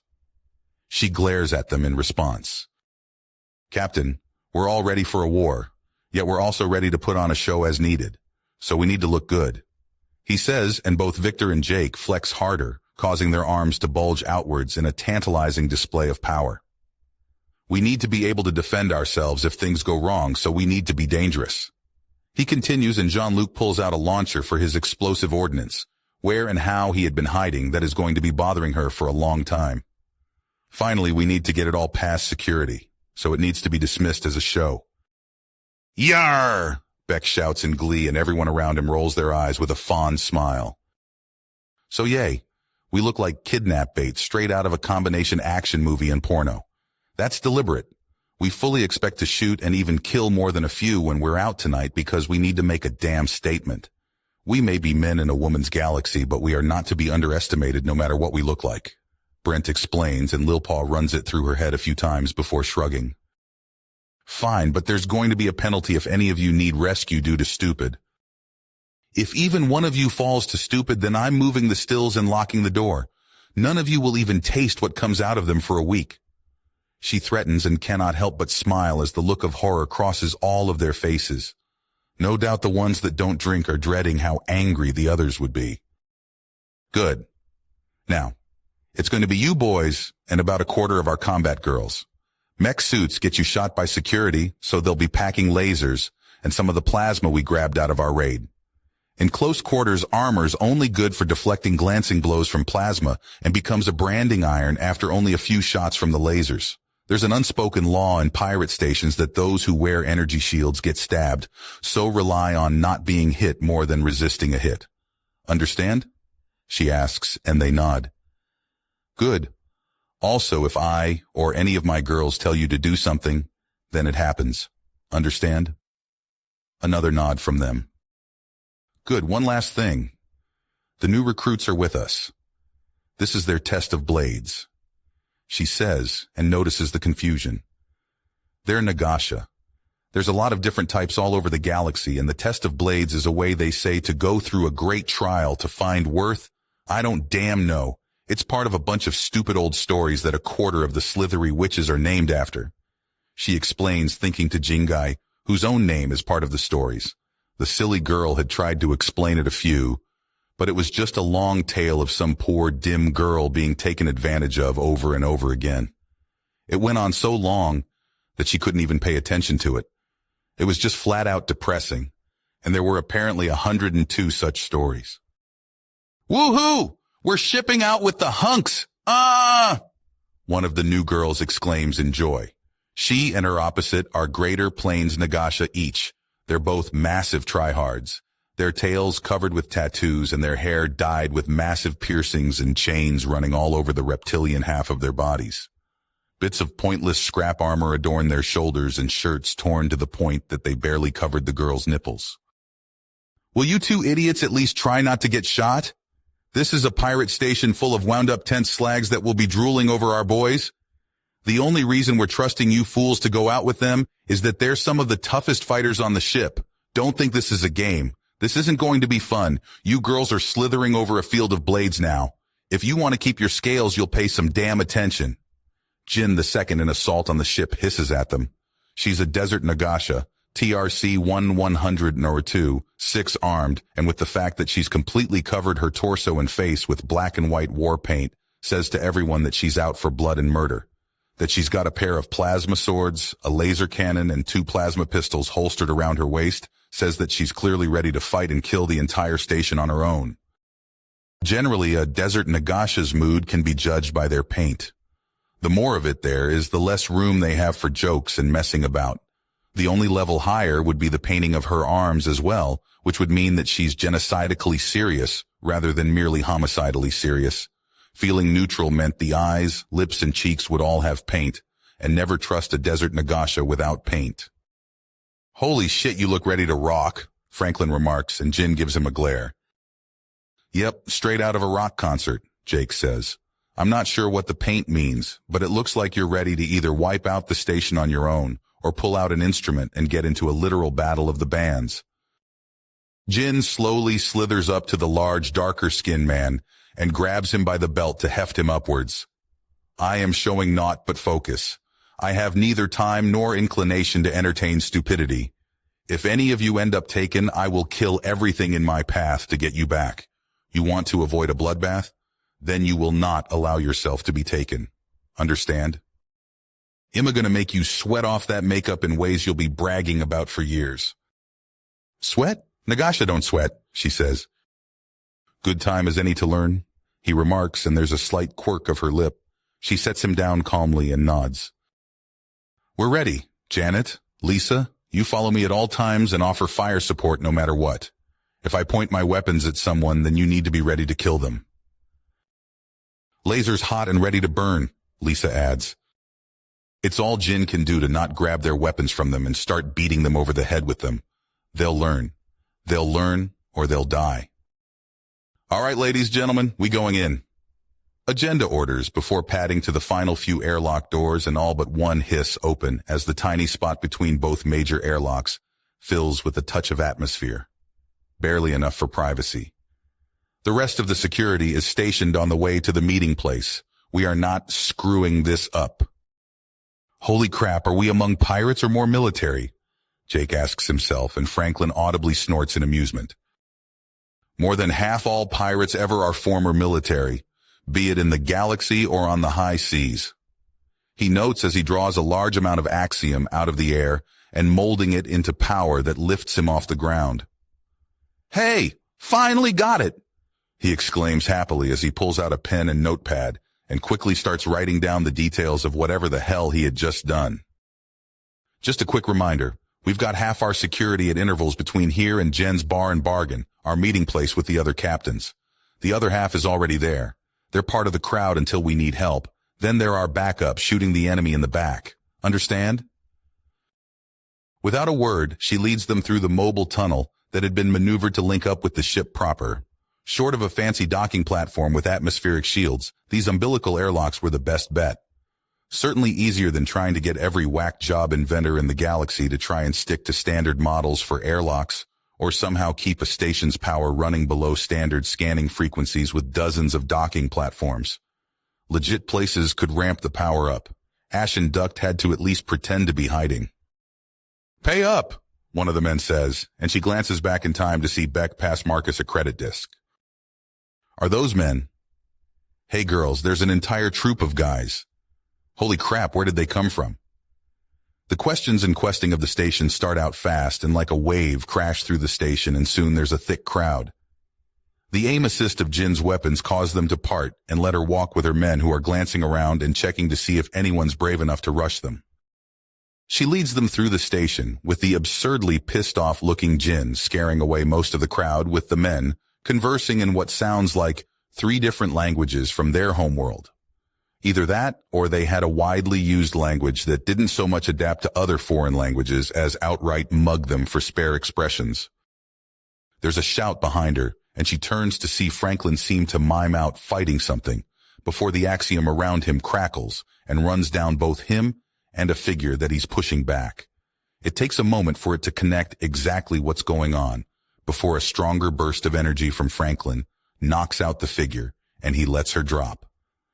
The moment she's out of contact with him, she's completely invisible again. BRC 1100 Nura 42. Jin notes calmly as she has her heavy plasma pointed right where she dropped. Since when the hell do the races have decimal points? Franklin demands.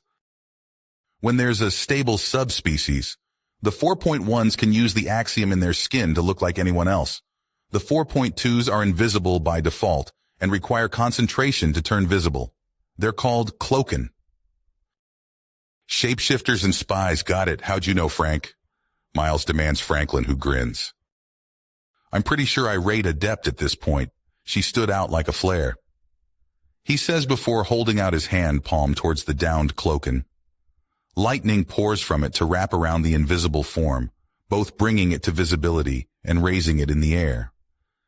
I take it invisible clothing isn't widely produced, he says, bushing a few outlined feathers to the side in curiosity as he examines the form. It's expensive, Agenda says as Franklin levitates the naked form writhed in lightning upwards. She's not twitching and there's no smoke. so it's probably just a light show he's using to scare of further attempts. Either that, or he's discovering new fetishes. Not her business. That nerd is not her man, and she does not care who he sticks it in, so long as the crew doesn't break out into violence about it. If the entertainment is finished, Jin asks in a tone cold enough that if she had any training as an adept, she'd have frosted the deck plating beneath them. Yeah, just need to take some notes, Franklin mutters as he puts his pad in the hand holding up the cloakin and starts scribbling into it. Take her with you and do it at the bar. Brent orders, and Franklin tucks the pen behind his ear and slips the notepad away before nodding. If you boys are done, Agenda asks and nearly scowls at the salute thrown at her. We're moving. She orders and begins moving again, the aim assist of Jin's weapons causing the ever-growing crowd to part until a heavily armed and armored security officer stomps up to them in a full-on dark gray power suit. The words Ashen Duct in white under a black marking of a tiny doodle of the station are emblazoned on her shoulder pads. This station isn't a flesh market, not for men. We don't need that kind of heat, Lil Paw.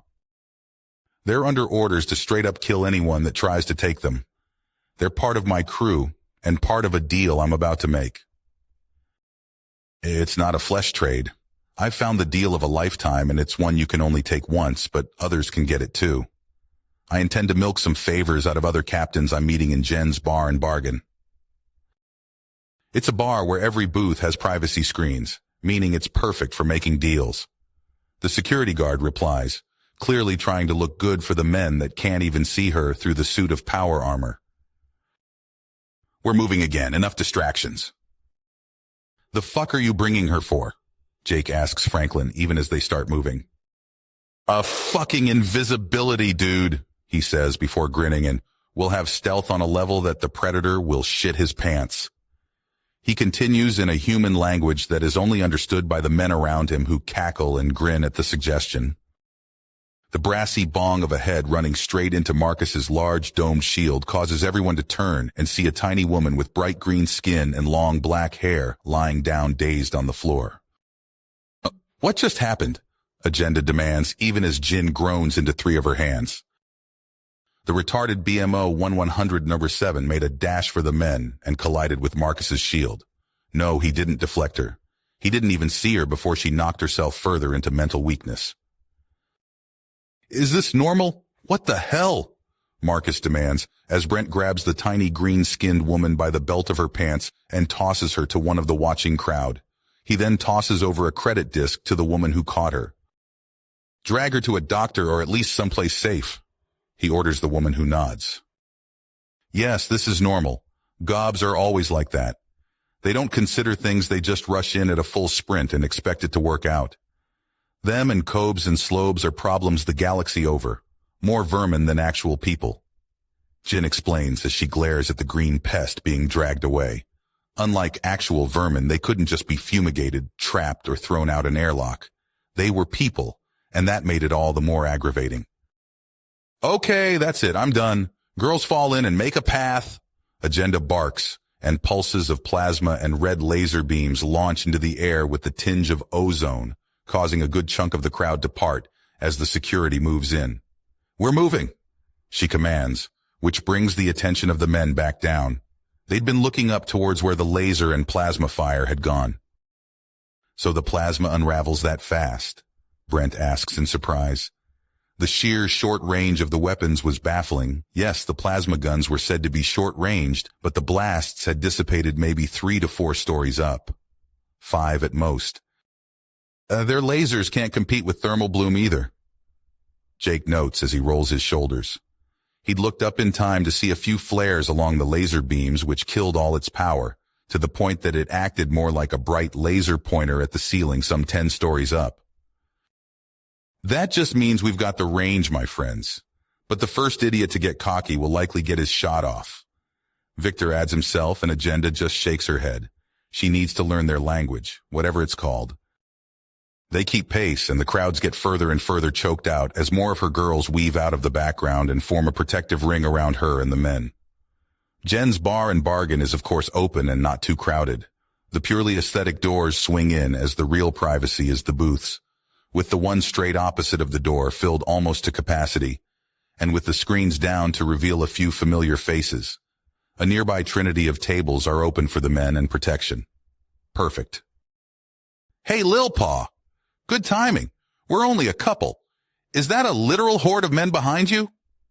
Captain Megscreen greets her before trailing off in shock. The green-skinned and antenna-bearing BIH-1100 number 3 always had a clear sphere helmet on and a plasma pistol at her side. She looked almost harmless with her slight frame and exposed arms and legs. But the tattoos of slightly paler green down her arms and thighs were infused with axiom, giving her a permanent force field, and coupled with the slight rebreather hooked into the helmet, meant she was ready and trained to jump out an airlock and cut her way into an enemy ship. Her favored method of attacking, which she ensured her entire crew could replicate. It was an amazing way of stealing cargo, as most ships automatically sealed off any areas open to vacuum. By the time people suited up to try and stop her and her crew, they already had either stolen most of the stuff and were going or had rigged up a trap to take them out. Of course, the woman's a Lutrin. It could be Captain Screen, or it honestly could be any other Lutrin alive impersonating her. The entire species is effectively identical to one another beyond personal dress and tattoos. But Screen's markings were standard issue on her ship, and at this distance there's no way to spot the few telltale scars. The appropriate thing to do was ignore it and treat whatever Lutrin you're talking to as the one you want to talk to. It's not like they're so ignorant that they don't know that they're physically interchangeable. Beside her cruelty, a distant cousin to Mercy on her ship is openly gawking at them. She knows for a fact that Captain Cruelty was called by Mercy, who had also taken the time to boast. WMH-1100 NR2, either faking it or broken and straight up dangerous. Mercy is a dangerous type, but she's not sure about Cruelty. The nickname suggests a faker, but Mercy seems so normal until she straight up charges moving air cars to tear people out of it, and that's her being affectionate. So which one went and fucked Mercy? Cruelty demands with a salacious smile that makes the rest of the table chuckle to themselves. This one, Victor says before anyone can say anything else as he grabs the smaller man by the back of the shirt and holds him up. He catches an elbow in the side of the face for it, followed by a kick to the side. Oh, go on. She's practically family to you now, you little horn. Captain Agenda, the biter Lil Paw, where the fuck did you get 10 Tret men? Captain Carey Score demands. The woman's basically a flying case of collateral, with her ship being a moving artillery piece that blows the fuck out of stations, and in the confusion of them trying to repair and prevent loss of life, they grab some nearby cargo haulers. A brutal, but effective tactic. The woman's a Tret herself, and is no doubt stunned to see so many males of what look to be her own kind in one place. A Tret? Beck asks in a confused tone as he sits down after shoving Lou out of the way. They're not Tret, but they're BMOs of that, there is no doubt. Agenda almost purrs as she saunters up to the table with the other 4 captains and takes a seat. It's one of the smaller booths, but a good one. She presses a button and hard light images and sound baffling rev up. It's an annoying tinny whine at the edge of her and Cruelty's hearing, but worth it. No, seriously, where the hell did you find 10 not Tret men? Let alone ones that are completely comfortable in a pirate station and armed to the teeth. Willow spoke demands. Not technically a captain, but something this big on her station demands her attention, and Agenda made sure to invite her. Guile Archna Mech 1100 Mer 4, absolute masters of their domain with an obsession for running things perfectly. Her being the master of a station is stereotypical to the point of absurdity. That's what I'm here to talk to you girls about. You see, there are more of them, but I've already gotten all I can out of it. At least in the way of men. I'm still making money and getting political favors. Stupid bitch put me on a collision course with my current boss. First job was to grab the slag and throw her to them, after stealing all her stuff for myself, of course. Get to the point. You've implied we can get a deal like this ourselves, and from what Mercy has told me, where and how? Cruelty demands. So, Screen sent one of her girls to meet instead? I hope she's listening in and not just hoping for the best. Lil Paw states, and there's a moment's pause before the body double relaxes and puts a small device on the table. Well, to be honest, Agenda, the message was really sketchy sounding, even in our circles. The deal of a lifetime? Something we'll regret for the rest of our lives if we refuse. Good goddesses, girl, were you trying to scare us off? I've actually lost money by betting it was a trap. The actual screen says from the tiny camera and comm. Hey, you said that... We've got half the crew standing by, Yvette. You're fine. Screen assures her, lackey and Lil Paw sighs. Don't take offense, Agenda, dear girl. Think of it as a sign of respect. We think you a credible threat. Wait, weren't you part of that initial raid that was fought off? Something about massive amounts of kinetic and explosive rounds, Carrie asks with a frown. On top of a stupid amount of ablative plating, their ship, the Dauntless, is a flying fortress. Not well armed, but carrying enough troops to slaughter a world. That's what those 10 are, troops off the Dauntless. No way, Yvette exclaims in shock. Yes, I have, and they want more. More pirates in their freebooter fleet, more for their Earth-foreign legion. Okay, so they're offering business, but, oh shit, they're selling men as payment. No, not selling. The men are the soldiers posted on my ship to assure obedience. Unless we go against the humans, then they're just part of the crew. But they're also there to try and stop us if we go rogue on them. They're just men, Lil Paw. I get if you think we can get a grab bag, but... Carrie begins before trailing off at Agenda's unimpressed look. What? Their race uses the men as warriors. Everyone there is a highly trained killing machine. They're carrying enough on them right now that they could probably take the station if they wanted to. No offense, Willow. They're not that good-looking, Lil Paw. I think I can take them. Willow says calmly, with a slight titter into the back of her hand. The spiderish women of the Archna are all fairly haughty and overassured of themselves. The hell you can, Franklin calls from outside the booth, and Willow flinches in shock. No. I just like randomly shouting things and they coincidentally sound like I'm responding to what other people are saying. Franklin barks back. There's a loud slapping sound followed by some quick and punchy words in a human language. Fuck you! That's Miles's job, not yours, she responds primly before turning back to the others. Humans have a 100 per 100 gender ratio. I think it has something to do with evolving in cruel space. Those 10 men are highly trained soldiers, but that's not the important part.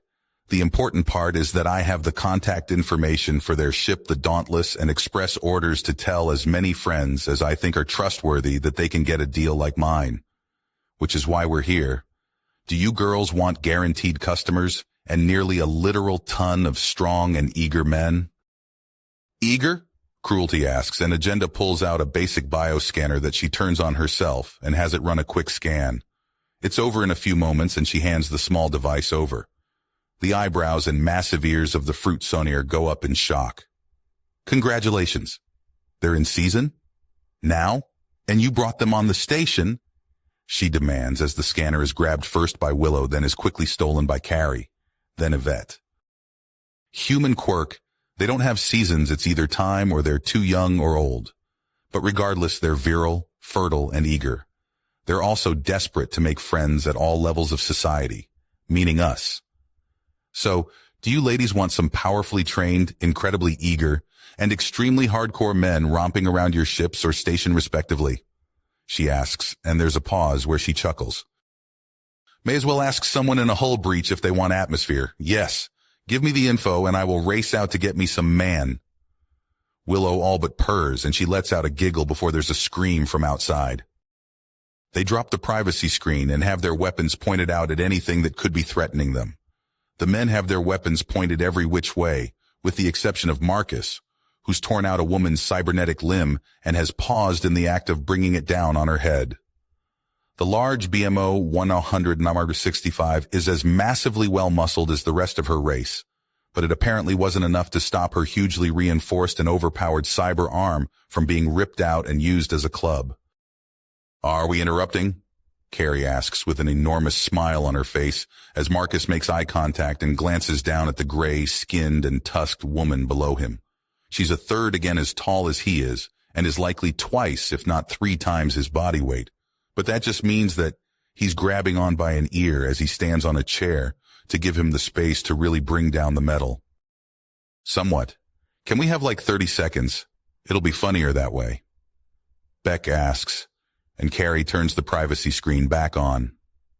There's a series of brutal impacts, the sound of something shattering and a scream of fury from the Horchka woman, followed by a prolonged tearing noise. Carrie turns the screen off, and her smile stretches from ear to ear at the madness exposed. That was not 30 seconds. Jake protests as everyone pauses mid-duct taping of the belligerent woman. He and Victor are taping her up. Marcus, Lou, Sai, Ryu, and Brent are holding her still, while Beck is drawing profanity on her forehead, and Franklin is pulling apart the remains of her cybernetic arm, as Jean-Luc is holding a massive tray of drinks and snacks away from the chaos with an enormous smile. "Fuck, I ain't even done one of you, and I'm already in love." Kari cackles in glee at the sight of them. Her words break what spell there was keeping them from continuing, and they go back into a flurry of movement. The Horchka is quickly wrapped up in the silver tape to the point that everything below the nose is completely covered, while Franklin rips out the microcomputer and battery system out of the cybernetic arm. The men then carry her out to the entrance where Victor and Jake throw her clean through the door and onto the deck plating outside. All the men let out a laugh at the sight, and Jean-Luc lets the tray back down on the table. The drinks are quickly grabbed and thrown back with a gusto as they start to talk to one another in a human language that no one else understands. Those that make eye contact with the captains offer a little salute with their glasses, but otherwise act as if they own the bar. "So, what's the story with his pet cloaker there?" Willow asks, gesturing to the several bands of duct tape floating in the air next to the table that show something unseen being restrained. She tried to jump him and is now something he's studying to figure out her invisibility. Agenda supplies. "Oh, they got nerds, nasty," Kira exclaims theatrically. "Fuck you too." Franklin responds offhandedly as he feverishly writes his notes and otherwise ignores the world around him. What has him so interested? Willow asks, honestly curious herself. They're from Cruel Space Stupid. Axiom is something new and strange to him. I'm surprised he's resisted the urge to skin the cloaker. Screen remarks, she's got a lot of sass when she's not present to take the heat for it. So what do you girls say? You want in on the Earth Foreign Legion? Agenda asks, to get to the point already. She can hear the crowds outside growing in volume and likely soon to try something stupid. I'm game, Carrie remarks, and there's a slight commotion as a Lutrin rushes in and Yvette stands up. Captain I... The body double begins before her captain freezes to stare at the men, paces around them slowly, and squeezes into where her seat right next to Yvette. A slight scar at the base of the left antenna lets Agenda know this is the actual captain's screen. You did good, Yvette, and I yes, Captain Lilpaw. I'm in, Captain Screen says. Considering that there's no way I can get my cousin and her man meat transferred to my ship, I'll have to join in as well. Cruelty says, as she openly leers at the men as Ryu and Lou get into a competition as to who can empty a jug of the strongest alcohol in the bar the fastest. Is that gonna kill him? They're borderline immune to ingested poisons, meaning watch yourself if they offer you anything. Also, they'll be bitching about how boring the food is and how weak the drinks are. Then they'll start breaking out chemical weapons to give the food some kick. Look that, she says as Brent dribbles some red substance onto a small bit of meat that he pops into his mouth. That was enough capsaicin to kill any one of us, and it's just a flavor for him. I've seen them light alcohol on fire and drink it. Okay, so it's a clean sweep, Captain. Can we get off the leash now? We want to look around the station. Brent asks, and the entire table turns to them. Agenda looks towards Willow, who looks back. Go ahead, but my crews won't give you special. God us damn, they're fast. Willow begins to answer, and the men are gone with a small bundle of credit discs on the table. Outside, there are a few calls of, there they are, followed by some curses and an explosion. I have to see this, she says, scuttling up backwards up the wall and into the hidden compartment on the ceiling. Damn trapdoor spider aliens. Captain Screen notes with a bit of aversion at the reminder that the entire station is a mass of tunnels and traps to give its master maximum mobility.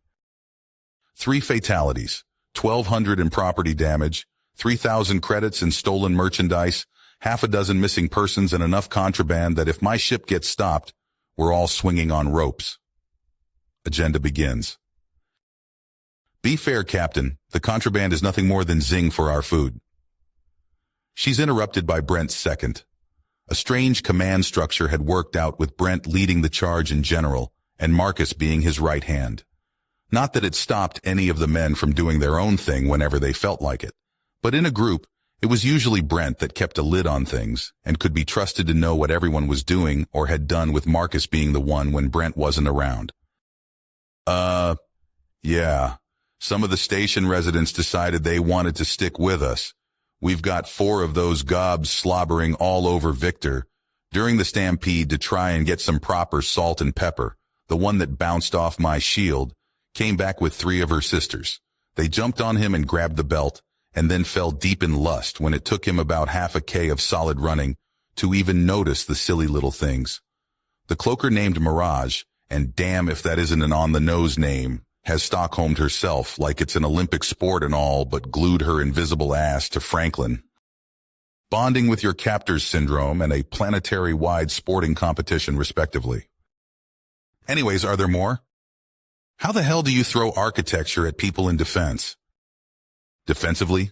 Marcus asks, and Agenda's train of thought outright crashes, so she jumps onto another set of rails to get back on track.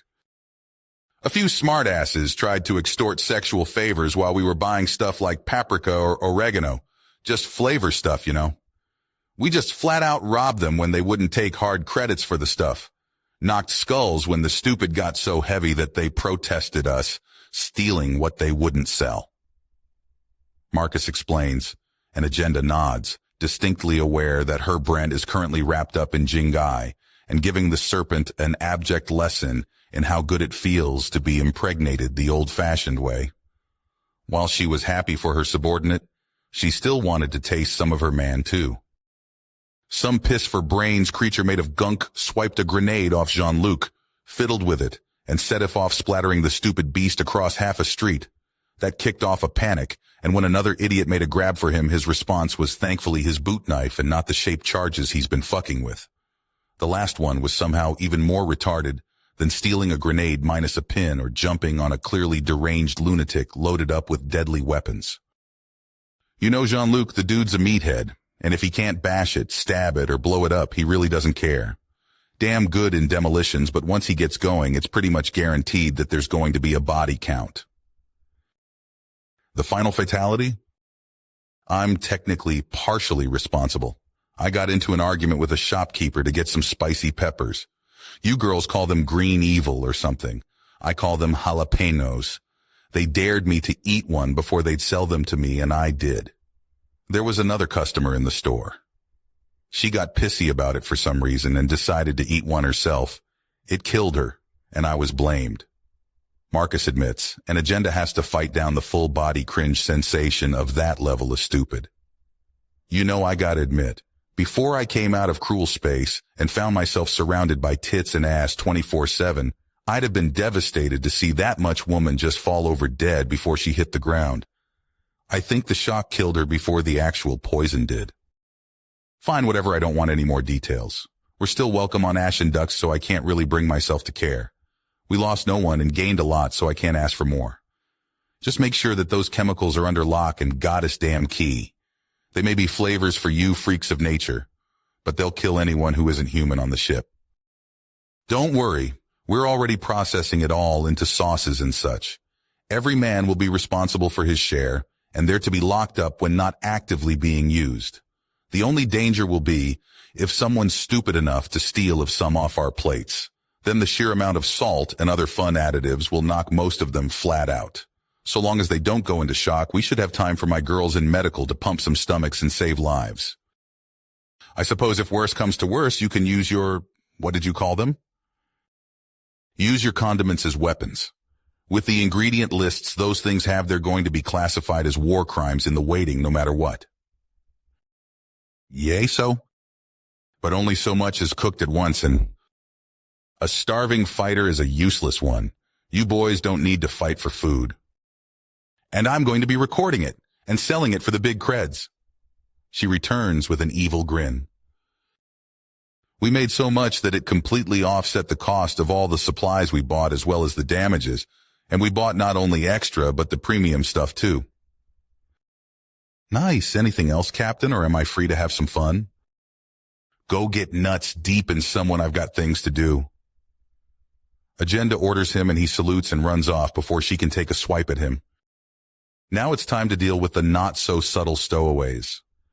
Unlike the humans whose scents are completely drenched in distracting and blurring pheromones, this one is sharp and clear.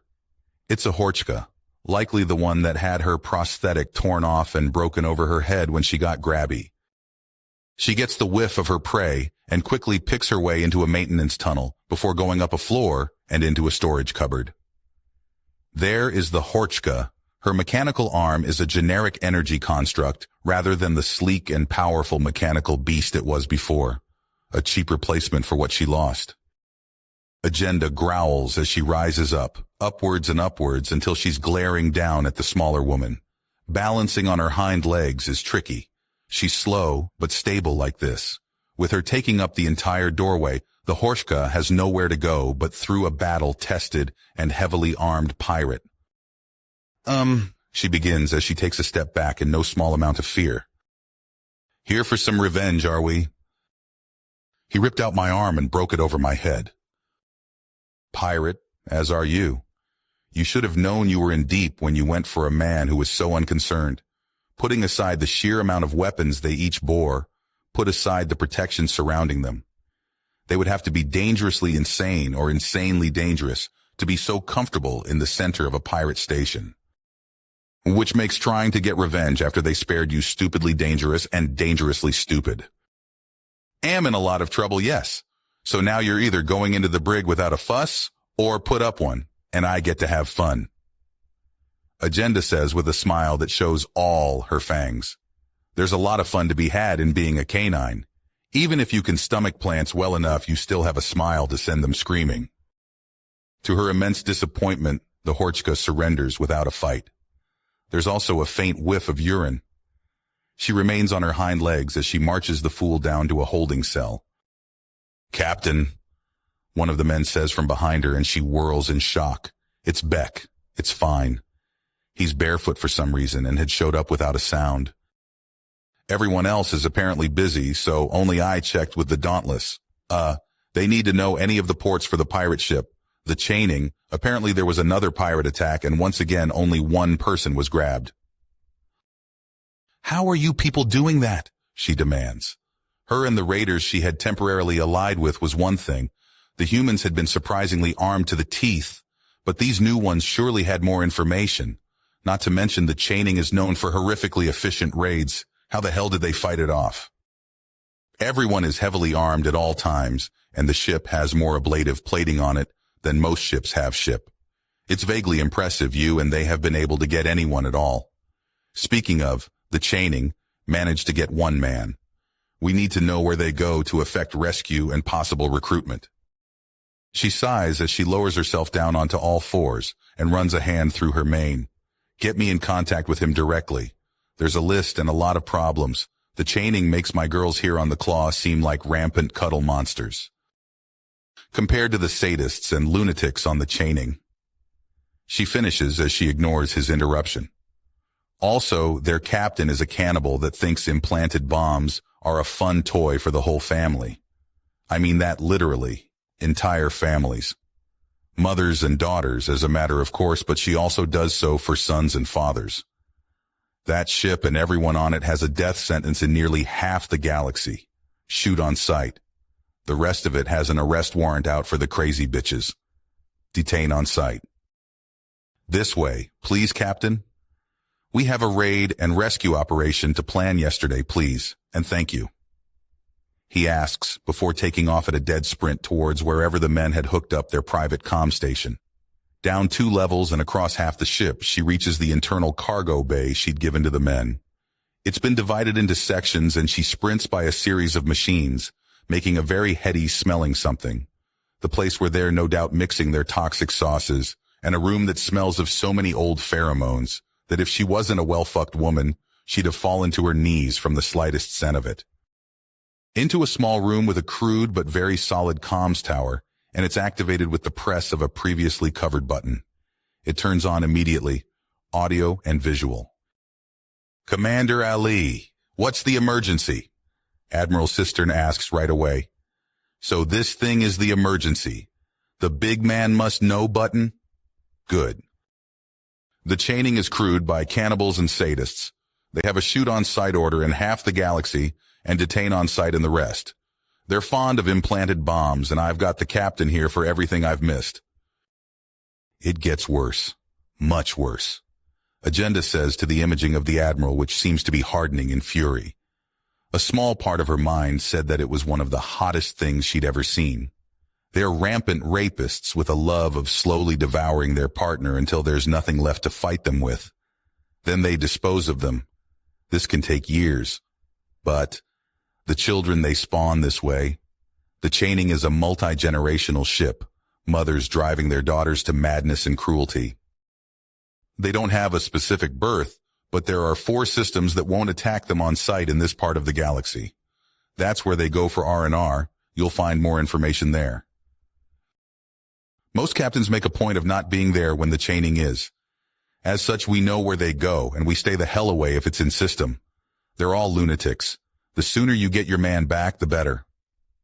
The Admiral nods in response. You need to check out the Yelthrin system, the Uriath system, the Chelt system, and the Rog system. Admiral Cistern, who was taken? Beck asks in concern. Corporal Gregory Schmidt. Pukey? Beck demands, and Admiral Cistern looks exasperated. Pukey, Agenda asks him, wondering what kind of man this was. His nickname, he was in the same barracks as me when we were putting the Dauntless together. In basic training, he and his squad were threatened to run until they puked. So he simply stopped, messed with his stomach, and barfed up before asking if he got out of the run. They gave him an extra mile for being a smartass, but apparently started chuckling the moment he looked away from them. That might help him.